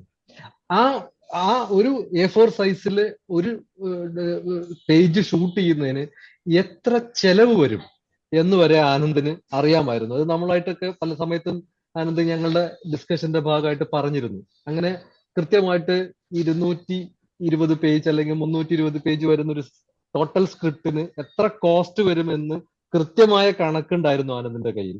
അത് നമ്മൾ സാധാരണ കാണാറില്ല, പൊതുവെ അങ്ങനെ കാണാറില്ല. അതുകൊണ്ട് തന്നെ പലപ്പോഴും ഞങ്ങൾ നേരത്തെ ഒരു ഇന്റർവ്യൂവിൽ സംസാരിച്ചിട്ടുള്ളത് പോലെ പലപ്പോഴും പ്രൊഡ്യൂസേഴ്സ് ചില അപകടങ്ങളിലൊക്കെ ചെന്ന് പെടാറുണ്ട്. ആനന്ദ് അത്തരത്തിലുള്ള ഡയറക്ടർ അല്ല എന്നുള്ളതാണ് ഞങ്ങളുടെ ഒരു എക്സ്പീരിയൻസ്. ആ അഭിപ്രായം അടുത്ത സിനിമയിൽ മാറ്റാൻ വേണ്ടി ഞാൻ റെഡി ആയിട്ട്. അല്ല, ഓരോ സിനിമയ്ക്കും ഓരോ രീതിയാണെന്ന് നീ പറഞ്ഞല്ലോ. അതെ, ഓരോ സിനിമയും ആവശ്യപ്പെടുന്ന ഡിസിപ്ലിനാണ് ഓരോ സിനിമയുടെ. എനിക്ക് തോന്നുന്നു ഇവിടെ ഡിസ്കഷൻ ഇൻട്രസ്റ്റിംഗ് ആയിട്ട് പോയിക്കൊണ്ടിരിക്കുകയാണ്. പക്ഷെ സമയത്തിന്റെ ഒരു പരിമിതിയുണ്ട്. എന്റെ കയ്യിൽ തന്നെ ഒരു 3-4-5 ചോദ്യങ്ങളുണ്ട്. ഇവിടെ പലർക്കും വേറെ ചോദ്യങ്ങളും ഉണ്ട്. പക്ഷെ നമുക്കിത് ഈ സമയപരിധി ഉള്ളത് കൊണ്ട് തന്നെ നിർത്തേണ്ടതായിട്ടുണ്ട്. അപ്പോൾ thank you so much for joining. നമുക്കറിയാം ഇത് ഇന്ത്യയിൽ വളരെ ലേറ്റ് ആണ്, എന്നിട്ടും ഭയങ്കര എൻഗേജിംഗ് ആയിട്ടുള്ള, സിനിമ പോലെ തന്നെ വളരെ എൻഗേജിംഗ് ആയിട്ടുള്ള ഒരു ഡിസ്കഷൻ ആക്കി മാറ്റിയതിന് ആനന്ദിനും മദനും വളരെയധികം നന്ദി. പിന്നെ ജോയിൻ ചെയ്ത നിങ്ങൾ ഓരോരുത്തർക്കും നന്ദി. ഞാൻ പറഞ്ഞ പോലെ എപ്പോഴെങ്കിലും US വരുമ്പോൾ നേരിട്ട് കാണാനും അല്ലെങ്കിൽ ഇരുന്ന് സംസാരിക്കാനുള്ള ഒരു അവസരം ഉണ്ടാവട്ടെ എന്ന് ആഗ്രഹിക്കുന്നു. എവിടെയായിരുന്നാലും, നാട്ടിലോ അല്ലെങ്കിൽ ഇനി അലയുടെ തന്നെ ഫ്യൂച്ചർ നാടകവുമായിട്ട് ബന്ധപ്പെട്ട പരിപാടികൾക്കൊക്കെ തന്നെ സഹകരിക്കാനുള്ള ഒരു അവസരം ഉണ്ടാകട്ടെ എന്ന് ആഗ്രഹിക്കുന്നു. നമുക്ക് സെഷൻ നിർത്താമെന്ന് തോന്നുന്നു അല്ലെ ബോബി?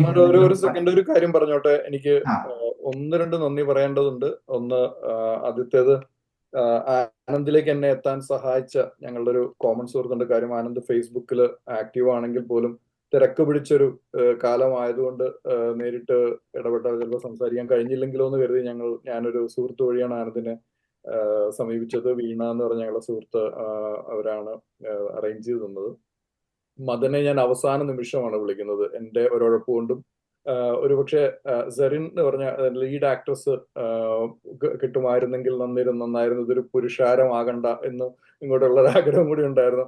പക്ഷെ അവർ ഒരു യാത്രയിലായിരുന്നു, അതുകൊണ്ട് പങ്കെടുക്കാൻ കഴിയില്ല എന്ന് പറയുകയും ചെയ്തു.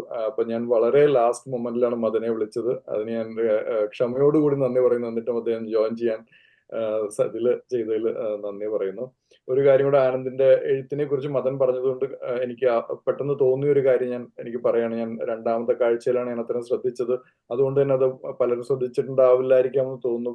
അതായത് എല്ലാ ആളുകൾക്കും ഓരോരോ കാരണങ്ങളുണ്ട്.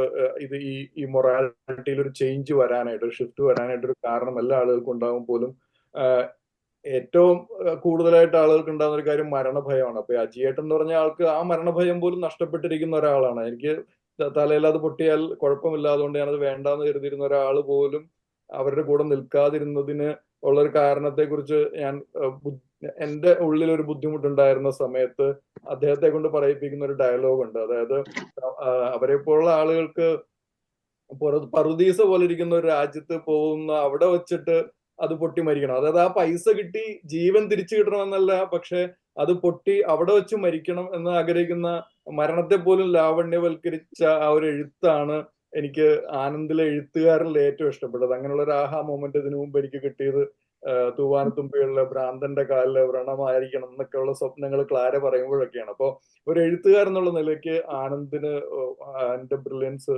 ഭയങ്കരമായിട്ട് ഇഷ്ടപ്പെട്ടിട്ടുണ്ട്. ആനന്ദിനും മദനും ഒരുപാട് ഇതുപോലുള്ള സിനിമകൾ, അതായത് അവാർഡിന്റെ ഭാരം ഇല്ലാതെ ഇനിയും സിനിമകൾ ഉണ്ടാക്കാൻ കഴിയട്ടെ. അല്ലെങ്കിൽ ഇതൊരു ബാധ്യതയാണല്ലോ നമുക്ക് എപ്പോഴും, അങ്ങനെ ഒരു സിനിമ തന്നെ വേണമെന്ന് കരുതേണ്ട ഒരു ഇതാണല്ലോ. അപ്പോൾ അങ്ങനെ സിനിമകൾ ഇനി ഒരുപാട് ഉണ്ടാക്കാൻ കഴിയട്ടെ എന്ന് ആശംസിക്കുകയും ചെയ്യുന്നു.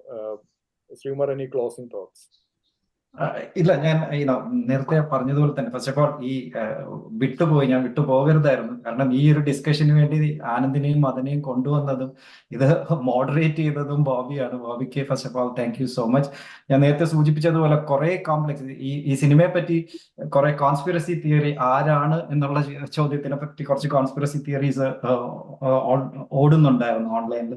അതല്ലാതെ തന്നെ ഒരു പ്രേക്ഷകൻ എന്നുള്ള നിലയിൽ എനിക്ക് പേഴ്സണലി അത് ആരാണെന്ന് അറിയണം എന്നില്ല. കാരണം ഇത് ഇത് ആര് ചെയ്തു എന്നുള്ളതല്ല, കുറ്റവും കുറ്റവിചാരണയാണ് ഇതിന്റെ വിഷയം ഉള്ളത് കൊണ്ട് തന്നെ എനിക്കറിയണം എന്നില്ല. പക്ഷെ എനിക്ക് തോന്നിയ ഒരു കാര്യം എന്ന് വെച്ച് കഴിഞ്ഞാൽ, ഇത് ഒരു റൈറ്റർ എന്നുള്ള നിലയിൽ ആനന്ദിന് ഇത് അറിയാമോ, അതോ did you bother to know who that person is എന്നുള്ളത് മാത്രം ഒന്ന് ഒറ്റ വാക്കിൽ പറഞ്ഞ്, അല്ലെങ്കിൽ അത് പറഞ്ഞിട്ട് നമുക്കിത് ക്ലോസ് ചെയ്യാമെന്ന് തോന്നുന്നു.